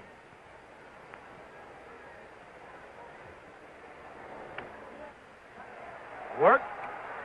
Throwing in time. Downward throws out Lou Brock. That'll bring up Curt Flood. He, too, is hitless. Cardinals put together 2 timely hits after 2 costly bases on balls for their 3 runs in the 4th. Curt Flood, strangely enough, the only 300 hitter on either team. One of the smallest men, but the biggest hitter.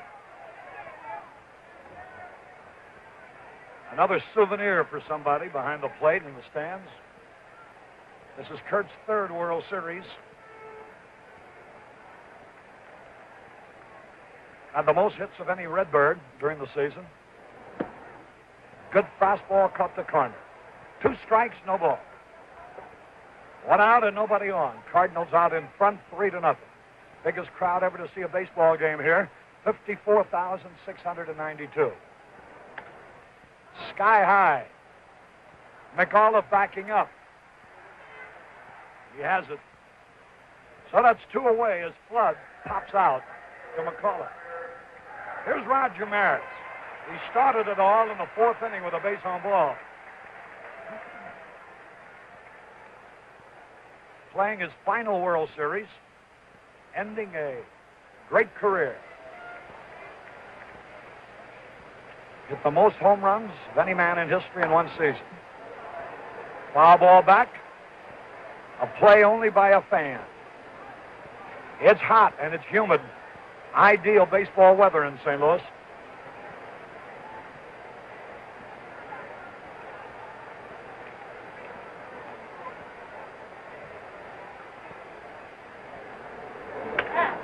Right at the first. Oh, right through it. The ball didn't come up. And Maris is safe. Let's see how they ruled it. The ball was sharply hit. Cash was expecting it to take a bounce about belt high. Instead, it hugged the ground right through his legs, and it'll be an error. That's the 3rd Tiger error.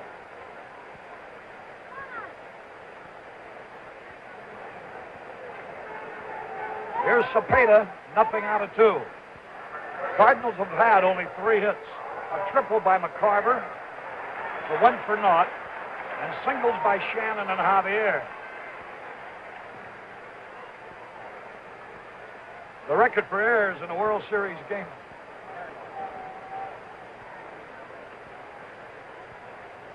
Cepeda waiting. High pop foul out of play.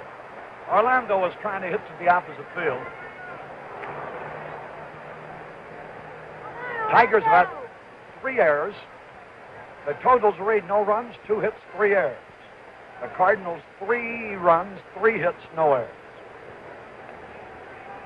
Now, Harry, you were talking about the Cardinals getting only 2 hits in that 4th inning, but the way they ran the bases, you can see how their speed has helped them. They're great on that 1st to 3rd, Kurt. Cepeda, high. 1 ball, 1 strike. Orlando in his 3rd World Series.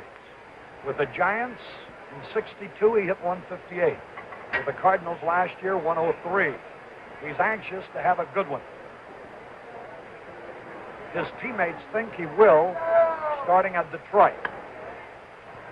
Fouled out of play, strike 2. The fact that the Detroit ball club, they think, is made to order for him. In that he hits the ball towards right field, right center, and left center.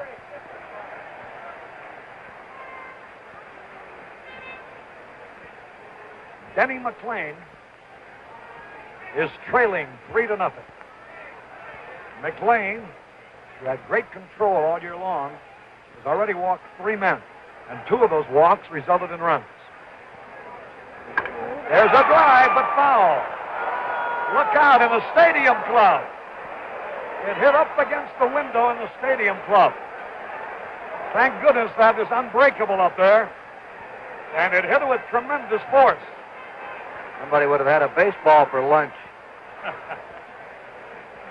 Baseball a la mode. 2 strikes and a ball. Barely missed with a curveball. Word at 3rd base, playing deep. Stanley at shortstop. McAuliffe playing near second base. Cash has to hold Maris on. Bill Freehan giving the signal. Long drive, deep left field. Horton back. Oh, one-handed stab, beautiful play. Willie Horton made a fine stab, and that ends the inning. No runs, no hits, one error, one left. At the end of 5, St. Louis 3, Detroit nothing. With Kurt Gowdy and Tony Kubek, this is Harry Carey at Bush Memorial Stadium. Tommy Matchik, an infielder, is going to be the pinch hitter for Denny McLain. Matchik, 24 years old, started in the Cardinal organization, by the way. Left-handed hitter. Born in Hazleton, Pennsylvania, now lives in Freeland. Tommy Matchik, M-A-T-C-H-I-C-K. So Denny McLain goes out after pitching 5. McLain allowed 3 hits, 3 runs in his 5 innings. Walk 3. Matchik fouling it back. 1 ball and a strike. Matchik had 3 homers, drove in 14 runs.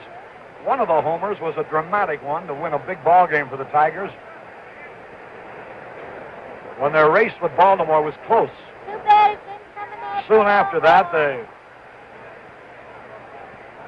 fatten up the gap. A little low with the fastball. 2 balls and a strike.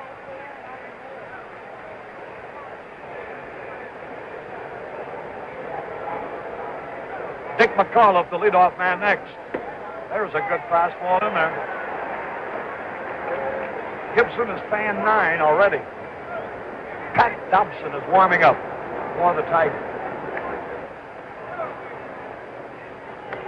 High pop foul. May stay in play. Shannon can't reach it.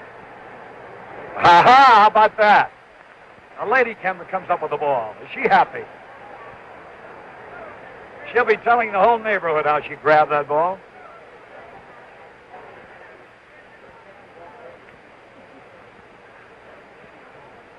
Tom Matchik on a 2-2 situation. Cardinals are leading 3-0. But everybody is aware of the late inning tendencies of these Tigers.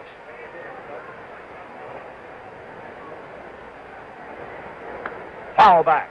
Matchik had a good cut.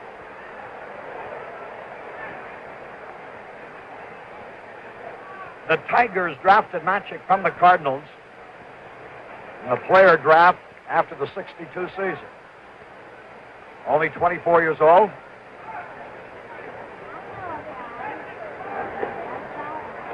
Barely missed, and McCarver thought it caught the corner.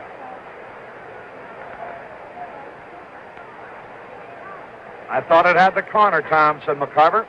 And Tom says, well, I say it didn't. A little tap. Gibson's going to cover first. From Cepeda to Gibson. 1 away. That Gibson really moves off that mound, Harry. He is a cat. There is no question about it. Well, he was an outstanding basketball player at Creighton University and then played with the Harlem Globetrotters. And you know how nimble and agile and quick they are. He can do everything, Gibson. Above all, he can throw that ball mighty hard and win. McAuliffe. Base hit. Sharply hit, too, into right field. McAuliffe pulls a single to right. That's a 3rd hit off Gibson. Never more than 1 in any inning. The Tigers haven't had anybody beyond first base. Gibson has walked 1, allowed 3 hits. So 4 men have reached base, but nobody has gone into what is now virgin territory at 2nd and 3rd for the Tigers. This is Mickey Stanley. Singled and flied out. Good fastball at the knees.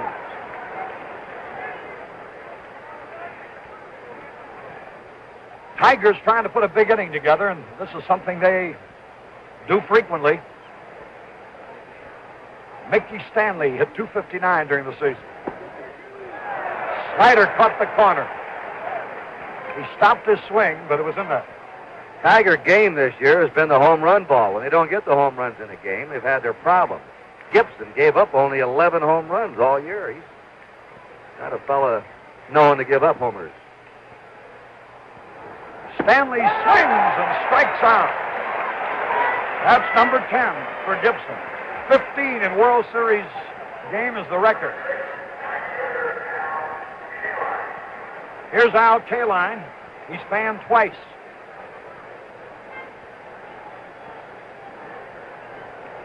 The move of Stanley to shortstop hasn't hurt the Tiger defense at all so far today. Base hit, maybe extra bases. A runner on second on his way to third. Kaline going into second base with a double. And the Tigers have something going. Runners at second and third. And further justification of manager Mayo Smith's daring move. So far, Stanley hasn't hurt them defensively at short, and Kaline, by being in the lineup, has given them their first scoring opportunity with a double that puts runners at second and third. But there are two out, and Norm Cash, McCarver, and Gibson. Both of them are real good needlers of each other, Kurt. And they prod each other into better performances. Gibson's actually the needler of the ball club, isn't he, in the clubhouse? Yes, he's the champ. Norm Cash struck out and flied out. Ooh, he had a good cut, but he didn't connect. So the Tigers now have had men to second and third. And now they have a chance to bring them across the plate. But there are two out. Little low. That was a good moving fastball. Gibson throws two kinds of fastballs. One that kind of jumps a little bit, and another one that sinks. There's a breaking ball, and it is a dandy. He really snapped one off that time. It's hot and muggy down on that field. Cash in the hole.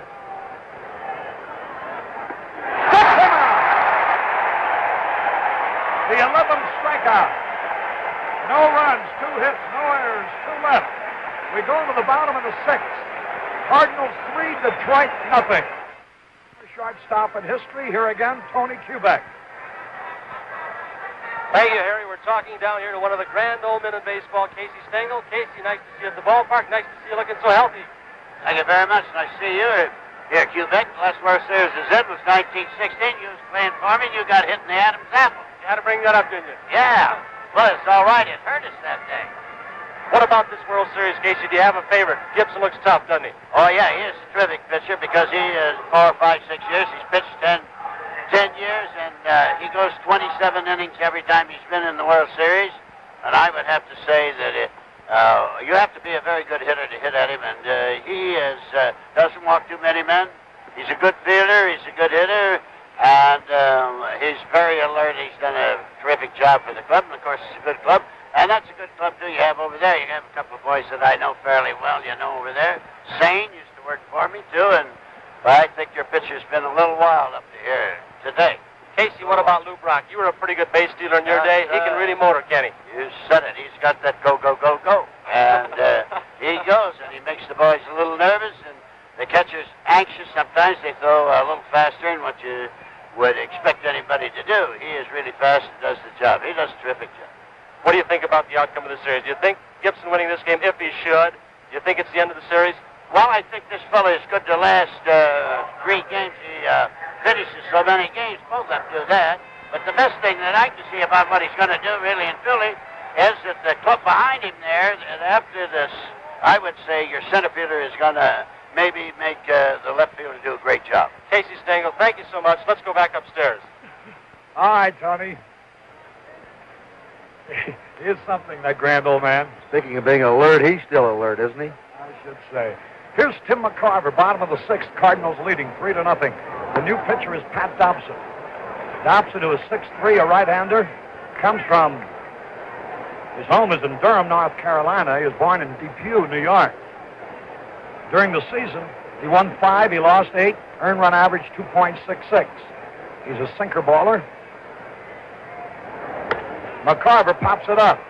McAuliffe should get that one easily. He does, 1 gone. 3-0 in favor of the Redbirds. Mike Shannon, who started the scoring, and it was only proper, I suppose, because he led the team in runs batted in during the season. And so then, he drove in the first run of the World Series. Javier followed with a 2-run single, and that's the ball game right now. 3-0. Mike Shannon hit .266 during the regular season. That forces him back a little bit. A native-born St. Louisan, a great all-around athlete. Went to the University of Missouri, Shannon. That curveball missed inside. They say he'd have been no question about it, a great quarterback in pro football. Big, strong, fast, and as you see on the close-up, very handsome, ladies.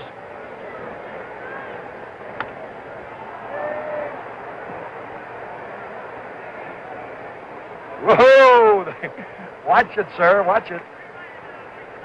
That gentleman just ruined a $150 pair of slacks for a $2.75 baseball. But no greater thrill has a fan than to come home with a baseball.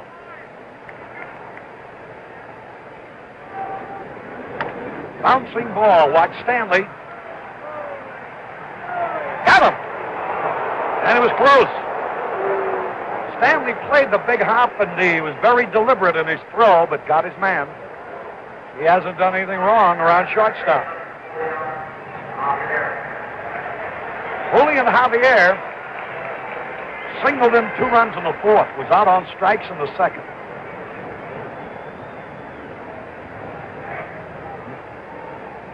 Next to Maris, he is the oldest Cardinal at age 32. From the Dominican Republic.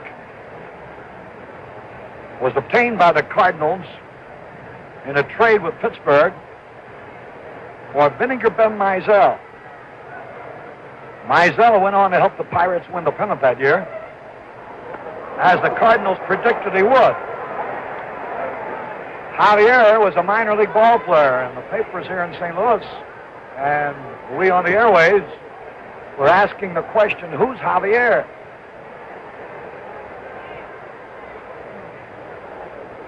We know now.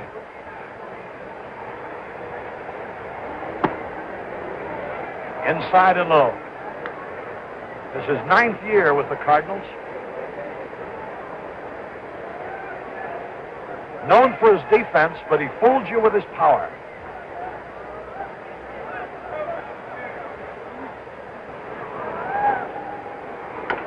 Bouncing ball foul. Joe Schultz, the third base coach, let the ball skip by.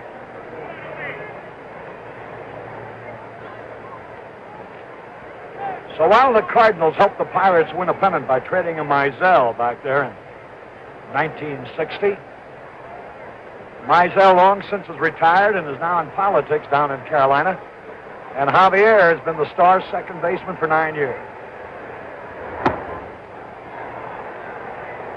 Remember also, Harry, he broke up Lomborg's no-hitter last year. He was the only player, in fact, to get a hit off Lomborg in the second game of the series at Boston. He had a double in that 8th inning with 2 outs. 2 men are out, 3 balls and a strike. The outfield plays Javier straight away. Dobson pitches high, ball 4.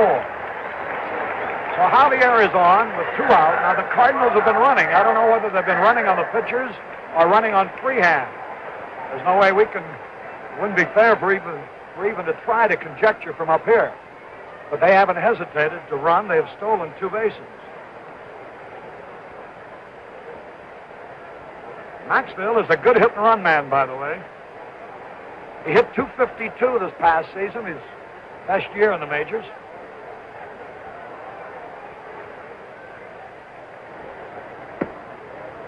Thompson again a little high. I notice Dobson, much like McLean, is high with his pitches. You know, it could be a lack of familiarity with the mound, too, Kurt. You only, for many of these ball players, I suppose, the first time they even saw Bush Memorial Stadium, let alone playing it. That's right. So that has to be a little bit of a disadvantage. There he goes. Out! They got him. Javier doesn't believe it. Oh, there's no runs in the sixth for the Cardinals. Let's see if we can watch that play again.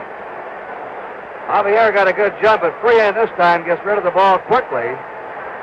Mickey Stanley handled it. Here it is from a different angle. This was a close play. Let's see. Let's all umpire this play.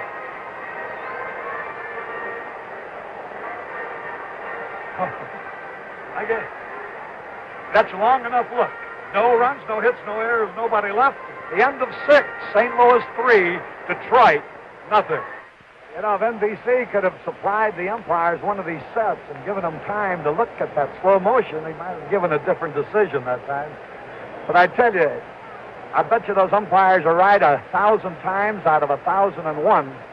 From the looks of the slow motion, they may have missed that one. Willie Horton leading off. Ooh, what a cut. You can see why he hit 36 home runs, but he fouled it off. Like so many of the Tigers, this is his first World Series. Look at his neck and shoulders, Harry. That's where his power is. You know who he reminds me of, especially when looking down from the booth? Roy Campanella. Right, they're both built a lot alike. Has the same stance that Campy used to have. He used to be a catcher in high school, this boy, in the Detroit High School. 1 ball, 1 strike. It's seldom you beat Gibson in late innings. But the Tigers have made a career out of it, winning more than 30 games in the 9th inning this past season. Maxfield grabs a hot line drive. That's 2 line drives. This wasn't as difficult as the previous one. But he was there for it. He still had to have quick reflexes to move in the hole. He's a very underrated ball player, Kurt. He does a tremendous job around shortstop. Here's Jim Northrup. 1 ball, no strike. So the Tigers have 4 hits, actually more than the Cardinals. They've hit several balls on the nose, line drives at the shortstop that have been caught.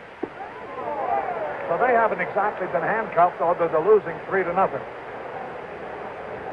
Northrup is fanned and hit a hot line drive to Maxfield.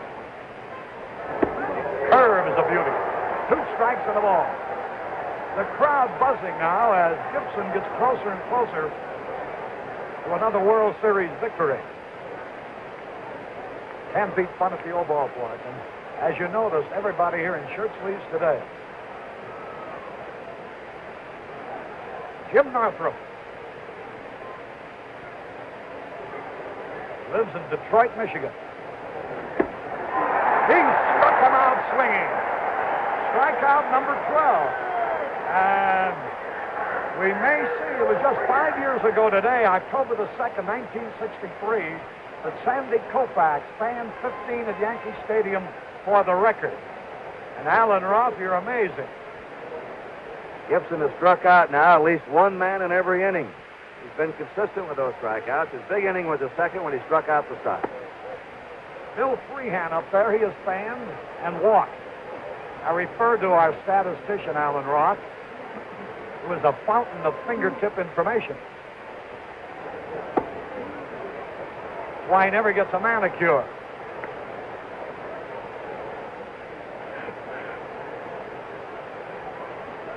Two balls, no strikes. 7th inning, St. Louis ahead 3-0.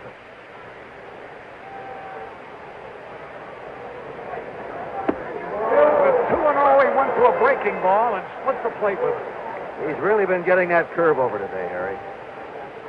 2 balls and a strike. 2 out.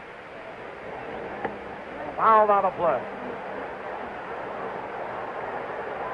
Bob Gibson is author of a book, Ghetto to Glory. He's from Omaha, Nebraska, you know. And the town is really proud of him. As well they might be.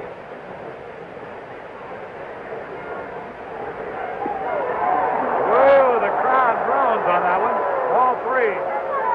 Naturally, as Gibson's getting close to a strikeout record, anything anywhere near the plate, the St. Louis fans want to have called a strike. 3-2 pitch. Struck him out. Strikeout number 13, nothing across for Detroit in the seventh. We go into the bottom of the seventh inning. It's St. Louis 3, Detroit nothing. Where are you now, Tony Kubek? Harry Carey, I'm right down here with the wife and daughter, Mrs. Bob Gibson and Renee Gibson. Mrs. Gibson, you must be proud of Bob once again. I sure am, as usual. Well, that's good. We'd like to talk to you longer. The game's about to begin. Renee, you proud of your daddy? Yes, I am. Renee, Mrs. Gibson, thank you. Let's go back upstairs for some baseball action. Now Maxville leading it off for the Cardinals, bottom of the seventh inning. 3-0, St. Louis. Fastball inside. Pat Dobson, who relieved Denny McLain.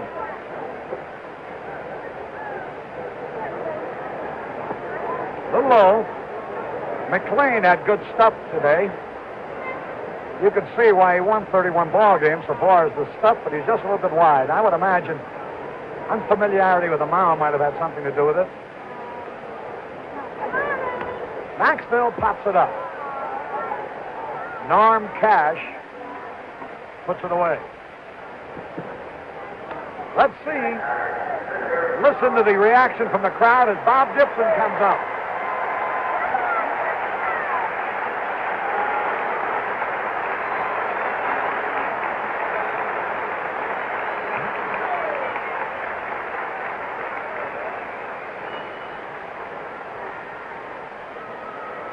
Gibson sacrificed in the third, struck out in the fourth. He's a good hitter. Fouled it back.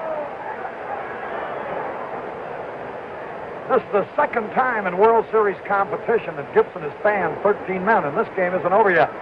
He fanned 13 against the Yankees in 1964.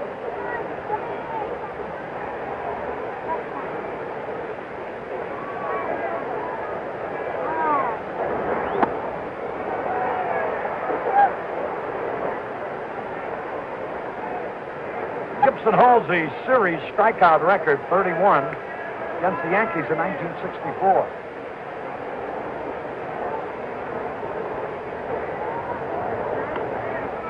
This is his seventh game, World Series competition. And listen to his strikeout totals. 9, 13, 9, 10, 6, 10, and 13 so far today. Top five. On the infield. That's for Cash. 2 out.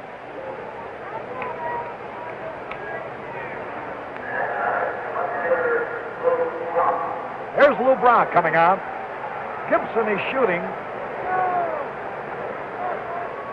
for a record share with Lefty Gomez and Red Ruffing of 6 consecutive wins in series competition. If he wins this one, he'll move in to that record book with Gomez and Ruffing. If he pitches a complete game, he sets a new record for most consecutive complete games.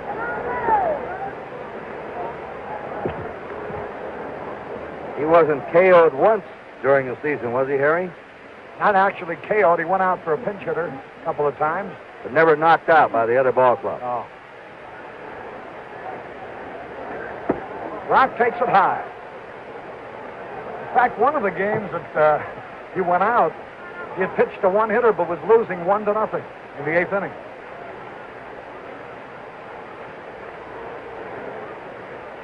He pitched 13 shutouts, as Kurt told you earlier. And I believe something like 10 games he allowed 1 run. Little tap, foul. 2 strikes in the ball. 2 out. Brock's a tough batter for the third baseman. He has to play in shallow and shade the line.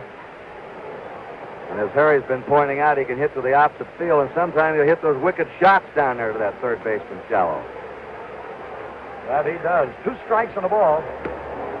Rush him back. Pat Dobson, a right-hander, with the relief of Denny McLean. McLean was touched for 3 runs on 2 hits and 2 walks. 1 error also involved in the 4th inning.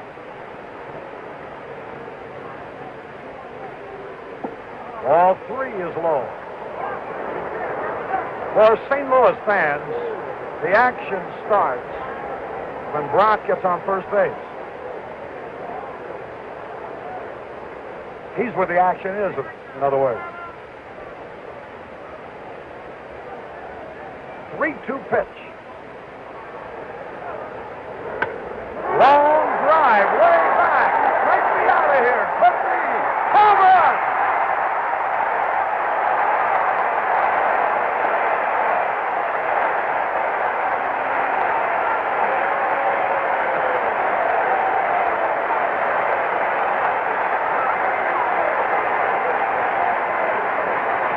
Brock hit one a mile high into the right center field stands, and the Cardinals lead 4-0, and there are the Albertos down there, naturally very happy.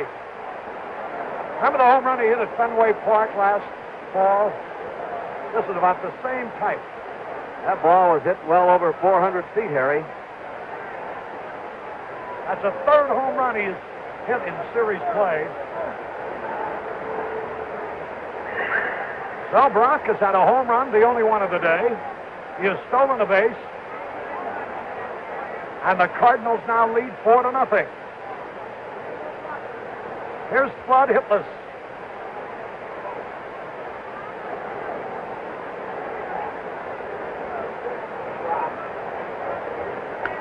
Smash, base hit. Flood singles to center. The Cardinals now have 5 hits. Roger Maris getting a big hand.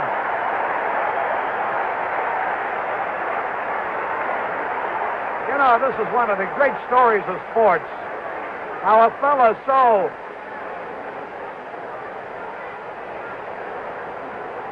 unpopular with fans while a member of the Yankees changes uniform and becomes the toast of the town in St. Louis. That's what's happened to Roger Maris. They love him here.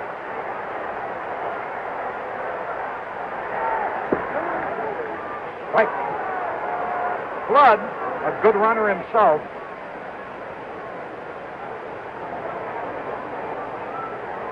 Cardinals have tried to steal 3 times, succeeded twice, so they've been running on the Tigers.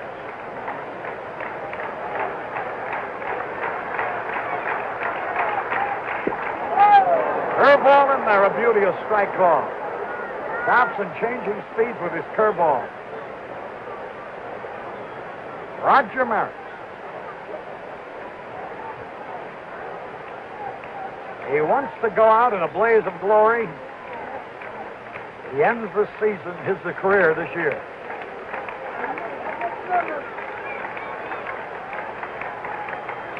Roger's 34 years old. He could play a few more seasons. He's anxious to move to his new home at Gainesville, Florida. There goes Flood.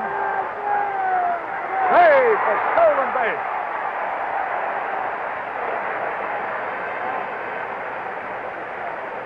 Just see the good break he got off first base, and he beats the throw easily. There's that other angle now. That Flood with his first step was going at full speed. Well, the Cardinals have a man in scoring position. They have stolen 3 bases. They failed once, and that one time close enough to precipitate a mild discussion. So they've been running. 2 strikes and a ball.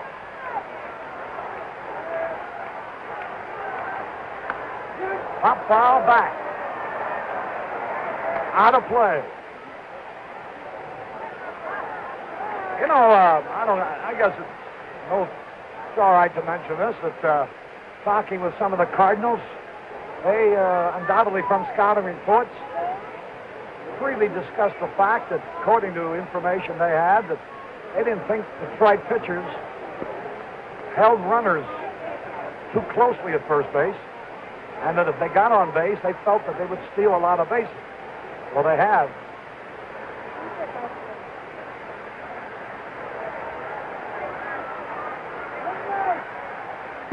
Outside. 2-2. Maris's 16th year as a professional, 12 of them in the major leagues. His home originally, Fargo, North Dakota. Famous for his home runs, but always been underrated as an outfielder, Harry. And very seldom makes a mistake defensively. Ball three, almost threw it away. 3-2 now. Yeah, he's been the complete ball player.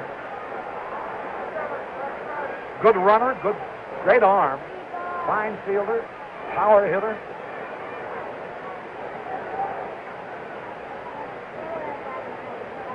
And at age 34, he's racking them up.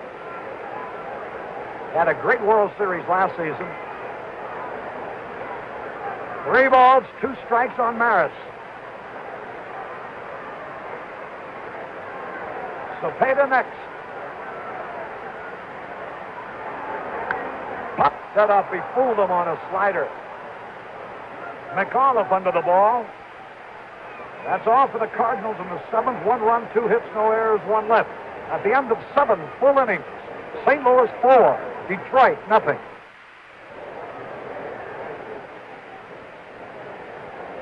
With Kurt Gowdy and Tony Kubek, Harry Carey at Busch Memorial Stadium. We're in the top of the 8th inning. A pinch hitter up there, Eddie Matthews, 37-year-old veteran, appearing in his 3rd World Series, his 1st as an American leaguer.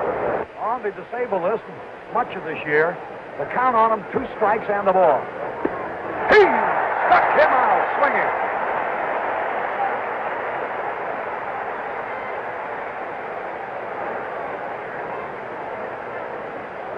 That is number 14. Eddie Matthews batting for Don Wirt. Went down swinging. Harry, here's a man who was almost incredible this year as a pinch hitter, Gates Brown. When you read that average off of the pinch hitter. 462 as a pinch hitter with 18 hits, 9 of them for extra bases. Gates Brown, a left-handed batter, pinch hitting here. Cardinals leading 4-0. The next strikeout, if he gets one, for Gibson, will tie the World Series record for strikeouts in a game. It's a little low. 4-0, St. Louis. Bob Gibson doing it again. Little low, ball 2. Gates Brown from Crestline, Ohio originally. That's where he was born.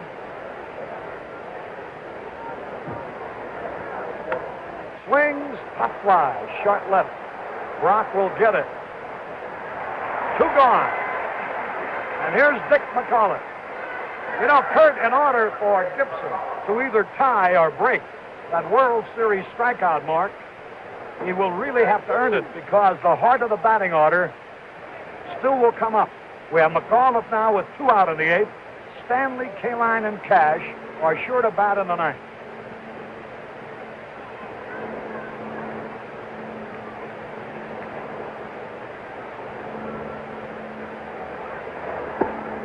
I remember when Carl Erskine fanned 14 in the World Series against the Yankees while he was a member of the Brooklyn Dodgers. That held up as the record until Sandy Koufax broke it.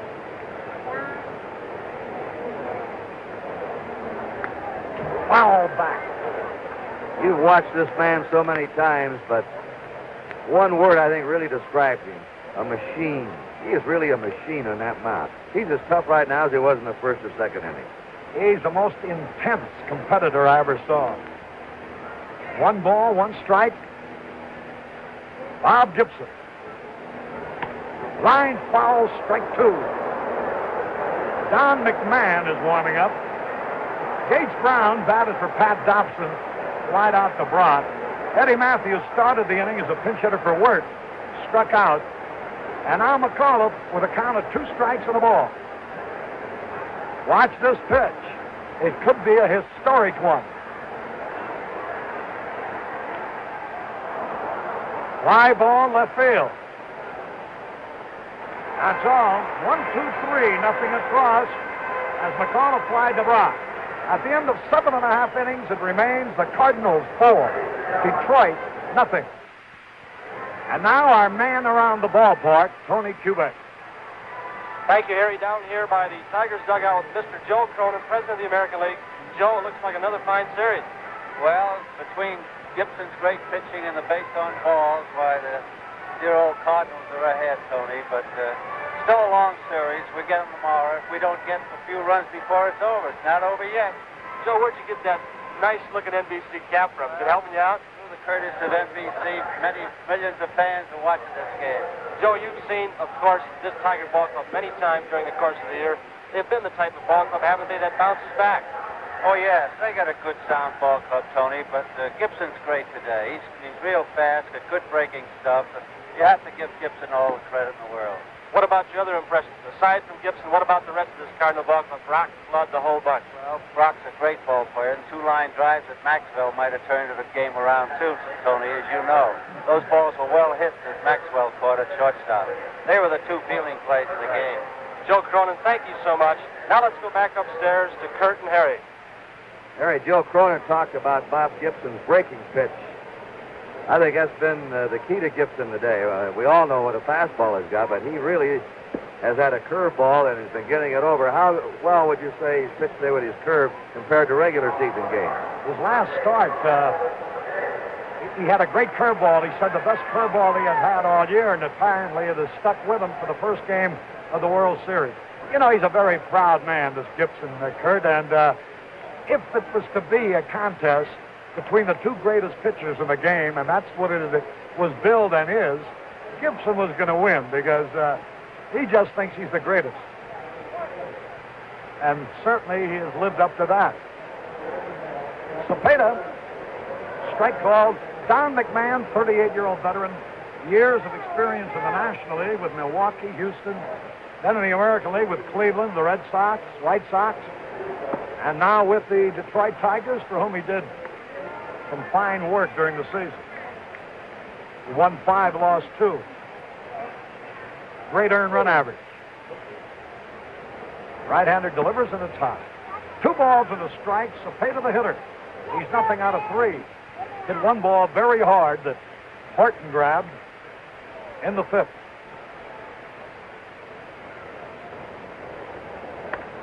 Popped up. Bill Freehan has it.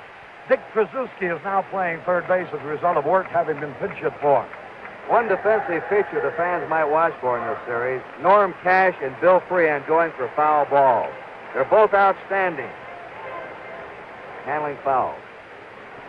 Here's McCarver. He tripled for the first Cardinal hit in the second. Nothing happened as a result. McLean came right back to fan the next 2 men. He walked in the 4th and scored. Popped up in the 6th. McCarver the batter. Don McMahon throws low and inside. McLean pitched the first 5 innings. Then Pat Dobson went the next 2 for the Tigers.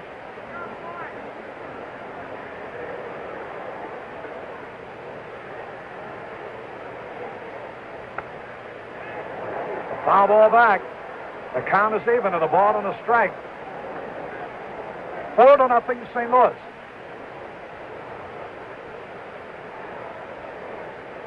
I saw Frank Blair this morning, and I believe he gave a computerized final score of 5-2. The machine has missed it so far. It's 4-0. He had it Cardinals 5-2 on the Today Show. They still have the 9th inning.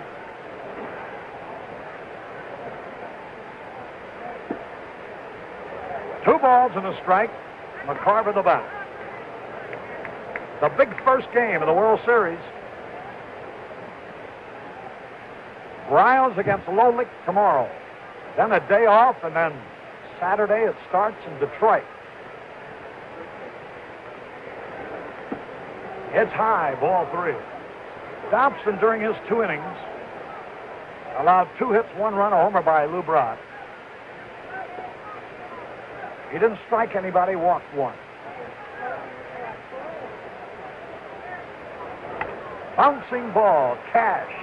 Pitcher McMahon will cover. He's out.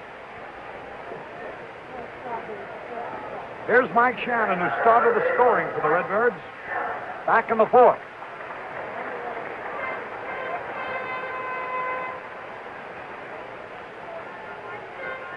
I've mentioned our demon statistician, Alan Roth, and Shore and Begora, our production manager, comes in for a bow. Jim O'Gorman. Like Gorman isn't Irish enough, he had to put an O. Shannon fouls it.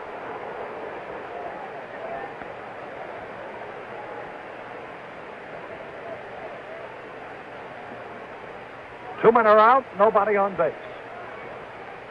McLean, Dobson, and now McMahon for the Tigers. Ground ball, that's through there. Base hit.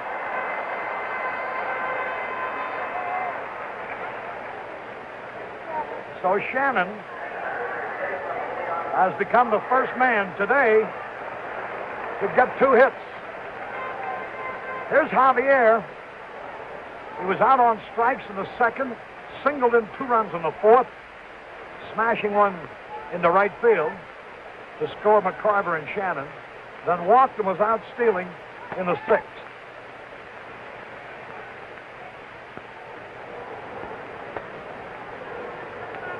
The Cardinals are tough in World Series competition.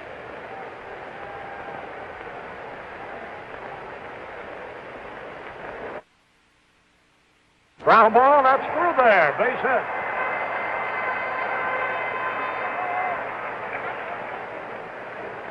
So Shannon has become the first man today to get 2 hits.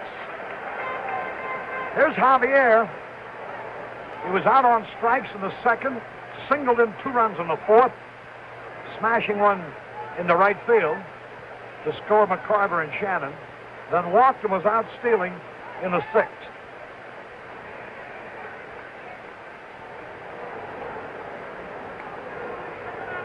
The Cardinals are tough in World Series competition.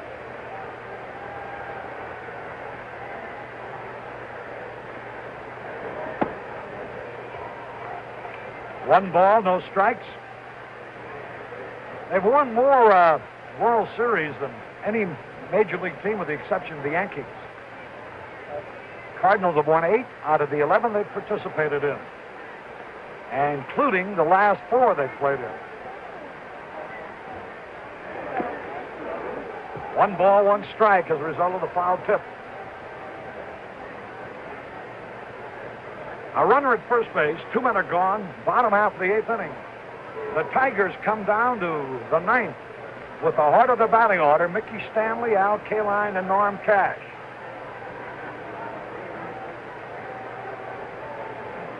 Gibson is shooting at a couple of records as he goes into the 9th inning. I wonder if he's aware of it down there in the dugout. Now, Tony, you've done such a great job all day long. Let's see you get in the dugout. Tell him. Here's a pitch. High fly ball into center field. It'll be caught. Northrup squeezes it. No runs, 1 hit, no errors, 1 left. At the end of 8, St. Louis 4, Detroit nothing. Now a line drive to Tony Kubek. Thank you, Harry Carey. We're sitting with the president and owner of the Detroit Tigers, Mr. John Fetzer. Mr. Fetzer, can the Tigers bounce back? Well, we've been coming from behind all year, and we're just hoping that we might show a little of that spark right here this afternoon. If we can't, we're going to forget it and start all over tomorrow. Thank you, Mr. Fetzer. Let's get back to live action. All right. Mickey Stanley on the first pitch was trying to stop his swing, and bounces one fouled on the first baseline. 1 strike and no balls. Gibson can tie the record for consecutive wins in a World Series. He can set a new World Series record for 6 complete games in a row. He can tie or break the strikeout record for a World Series game in this 9th inning. Her ball is low. 1 ball, 1 strike. Stanley's had 1 of the 4 hits. A first inning single. He has had 1 of the 14 strikeouts in the 6th. You notice how Gibson really comes off that back foot. He really lets everything go.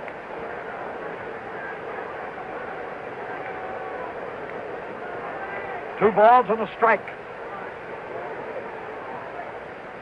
Mickey Stanley fouls back. 2 balls, 2 strikes. Let's watch this pitch. It could be a record pitch coming up. Harry, also, Bob Gibson, if he holds on to this lead, can become the first National League pitcher to ever win 6 World Series games. It could be a productive afternoon. He looks oblivious to it all. Here it is. Foul out of play. The crowd here knows the strike, what he's shooting at. Every time the count gets to 2 strikes, they start to stir through the stands. They know he's 1 strikeout away from tying the record. 1 from tying and 2 from breaking it. 2-2 pitch.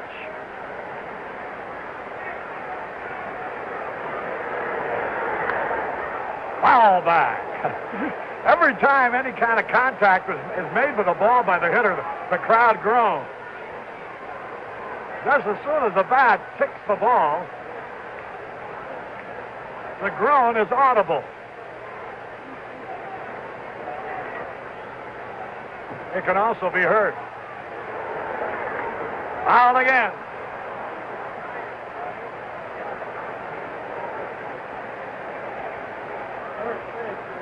Lou Cusero, I think you're right. It's the transistor radios in the crowd that have informed them as they're getting the NBC radio report. 2-2 pitch. Right up this way. 2 balls, 2 strikes. So he still has a shot at that strikeout.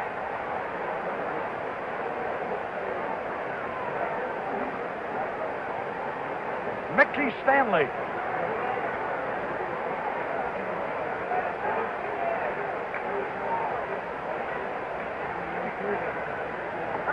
A lot of time on this one.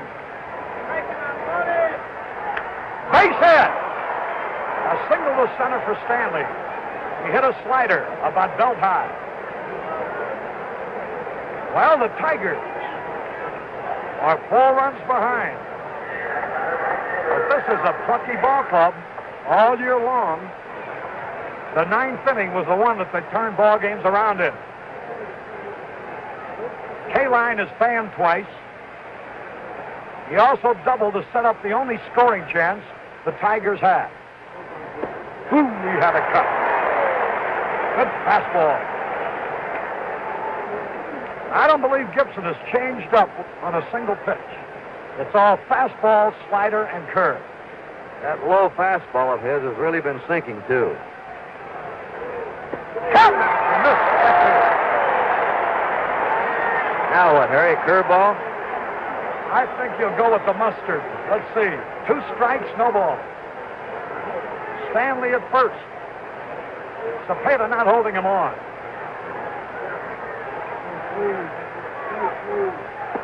Miss outside with his fastball. Norm Cash would be next.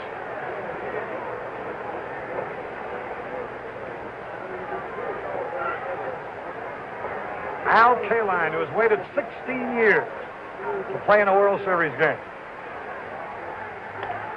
Fouls it out of play off to the right. 2 strikes and a ball. Isn't it a funny game?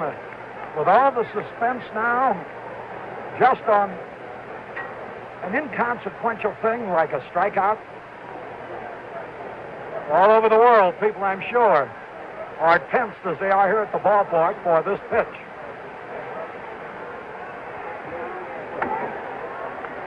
Foul back over our heads. He may be showing just a little sign of tiring on a hot, muggy day, Kurt. You notice that little deep breath he took, or like a sigh? Notice he hasn't been coming as smooth as in his delivery, as in his stride as he was earlier. 2 strikes and a ball. The pitch to K-Line. Got him! Listen to the crowd.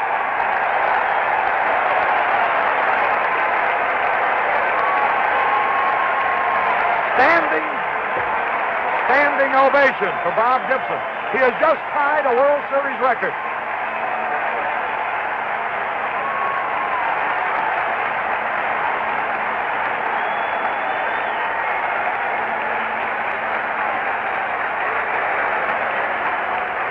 Here's Norm Cash now. 1 ball, no strikes. The record was held by Sandy Koufax, NBC's Game of the Week crew, by the way. Swung and missed. He wants to establish a new record now, and he needs 1 strikeout with 2 men to go. He's been consistent. He struck out at least 1 man in every inning.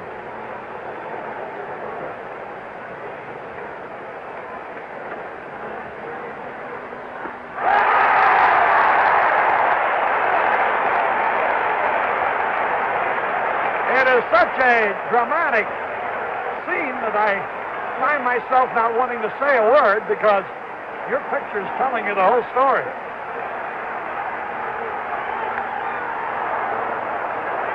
Out of play. We'll still have a shot at him. 2 strikes and a ball. Right now, the fans are concentrating more on Gibson's strikeout than the outcome of the game here. I think that's been true for a couple of innings. Cash is fanned twice. K-Line struck out 3 times, by the way. Listen to him as he gets ready for this pitch. Foul out of play. 2 strikes and a ball. Wasn't it Dizzy Dean in the World Series against the Tigers in '34 that yelled to his catcher to drop a pop foul so that he could strike Hank Greenberg out a 4th time? I think it was. Fouled it off. Just barely. He had a rather weak swing. There's a lot of hard feelings in that 34 series. And Dean especially had been on Greenberg during the series. There's been a lot of dugout barbs thrown back and forth. 2 strikes and a ball. Ooh, he almost chased it. 2-2. Willie Horton will be next. He needs a strikeout for a new record. Al Kaline, great star, playing his first World Series in 16 years, was his 15th strikeout. Once again, a standing ovation. A new World Series record.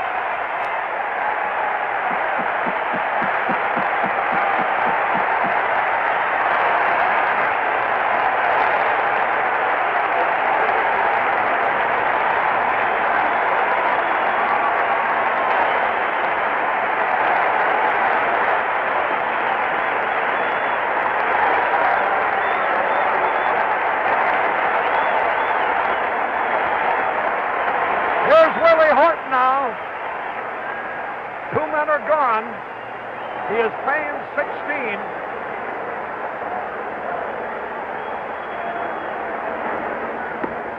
Fastball outside. A salvo out of the stands in left center. Gibson's going to pick up records today like a vacuum cleaner, Harry. 1 ball, no strikes. High pop foul back.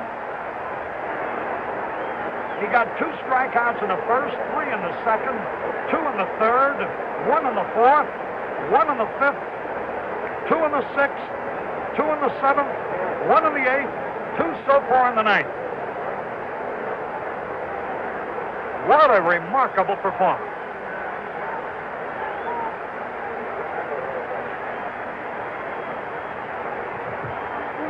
1 ball, 1 strike. Foul back. Strike 2. And he could end it all now with the most dramatic of flourishes. 2 strikes and a ball. Biggest crowd ever to see a baseball game here. Watching baseball World Series history being made. And so are you wherever you are. 2 strikes and a ball. Look at that concentration on his face. Almost chased it. A breaking ball. Willie Horton stopped in time. Just think, he's accounted for 16 of the putouts all by himself. He got it! Struck him out! Look at the scene on the field. McCarver, the first one. Now his infielders all over him. A new world's record of 17 strikeouts in 1 game. Tony Kubek, I know, will be talking to him. The St. Louis Cardinals have won the first game of the World Series 4-0. 4 runs, 6 hits, no errors for the Redbirds. No runs, 5 hits, 3 errors for the Detroit Tigers. Bob Gibson, the winner. And right now, let's get quickly down to Tony Kubek and his guest, Bob Gibson. Thank you very much, Kurt. Bob Gibson in your new book, From Ghetto to Glory. Right now, probably one of your most glorious moments. World Series records all over the place. Congratulations. Thanks a lot, boy. Just great. What about your impressions, Bob, of the Tigers? You just pitched a fantastic ball game again. What about the Tigers? Well, the Tigers they're quite a bit like I imagined they would be with guys that are capable of hitting home runs. I knew they would be swinging a lot, so I just had to make good pitches. Bob, what about the pitch you used most successfully? Was it the fastball, the curveball, the slider? Which was your best pitch, or were they all good? Well, today, fortunately, every one of my pitches were working for me. My fastball was good. I was getting it on the corner. My slider I was getting on the corner, and I think my curveball was more of a surprise to them than anything else. So I think that's where the scouting reports help. I don't think they said too much about my curveball. Bob, you struck out 17, setting a new World Series record. It's fantastic. I mean, the fans just stood and cheered you. That must be your most thrilling moment in sports. You've had many. Well, I guess so. I didn't know what they were cheering about, and Tim came out in front of the plate, and I just turned around and looked at the scoreboard. I had no idea. Bob, during the course of the game, we had a chance to talk to your lovely wife, Mrs. Gibson, your daughter, Renee, and we saw your mother there up there. Your daughter, Renee, was just enthralled. She was almost in tears seeing her daddy out there perform. She's really proud of you. That's right. She was real excited about getting out of school and coming down here. She's just going to be here for 1 game today, and then tonight she's going back home, and I knew that she would enjoy the game, win, lose, or draw. Bob Gibson, congratulations once again. Thank you so much. It's a masterful performance once again. Thank you very much. Thank you, Bob Gibson. Now let's go back upstairs. Again, the final score, the Cardinals 4, the Tigers nothing. In a moment, we'll continue to review the action of today's game. Once again to the field, and Tony Kubek. Thank you, Kurt. Lou Brock, another one of the stars for the Cardinals. Last year's World Series again this. Lou, a fine ball game. Thank you, Tony. Let me ask you something about your injury. You went off the field. In fact, your trainer came out to talk to you. Anything serious? What specifically is it? Well, Tony, actually, I jammed the shoulder going into second base, and of course, right then and there, one of those tight plays that flash went through the body. It just stunned you for a second, and of course, I couldn't lift the arm for a split second, and I ran to third base, and of course, I tried to lift it in, and I found I couldn't, so I need a few moments so I get the shoulder back in place. Well, it's nothing serious, really, that will keep you out of the next World Series game. Well, I hope not. It's hard to tell until tonight, and of course, I hope not. And without a trainer, I hope that I'll be able to come back tomorrow. Lou, let's ask your impressions of the Tigers, of course, and let's have your impressions of Denny McLain. What about McLain? How did he look to you? Well, actually, Denny McLain today was somewhat wild, Tony, and of course, he couldn't get his pitches down. He had good stuff, but he was just wild and high, and he couldn't get it down. And of course, we decided to take, and we did, and of course, we got a couple of hits in between, and I think that's the ball game. What about the rest of the Tigers? You talked about McLain. What about them as a team? Do they impress you in any way whatsoever? They most certainly do. They come out there swinging at bat. Of course, when you got a guy like Gibson pitching, is awful tough for any ball club, that is. Any day that Gibson is right, he's going to be tough to beat. And of course, they battled Gibson all the way, and I'm sure that they'll come out again tomorrow swinging. Lou Brock, thank you so much. We appreciate you coming on. Hope you have another successful series. Thank you, Tony. Thank you, Lou Brock. Now back upstairs. Again, the final score. The Cardinals 4, the Tigers nothing. In a moment, we'll continue to review the action of today's game. To pitch 6 consecutive complete game victories in the World Series. He's the first National League pitcher to win 6 World Series games. And, of course, set an all-time World Series strikeout record with his 17 strikeouts. 3 pretty tough hitters he got out of the 9th inning. Kaline, Cash, and Horton, Harry Carey. As we indicated before, in order for him to get the record, he was really going to have to earn it, and he did. And he just wanted to prove he's the greatest pitcher alive, and he may have done that here today, Kurt, I'll tell you. 14 shutouts this year, 13 in the regular season. The fellow seems to be at his best with the biggest pressure on him. You remember we were talking about his curveball today, and I noticed he said to Tony Kubek that his curveball was better today, and apparently the scouting reports had encouraged him to throw more curves. In his last outing during the regular season, he was impressed with the fact that his curveball had improved so much. And if he's added another great pitch to what he already had, how are you ever going to beat him? Well, tomorrow it's going to be a right-hander, 19-game winner, Nelson Bryles.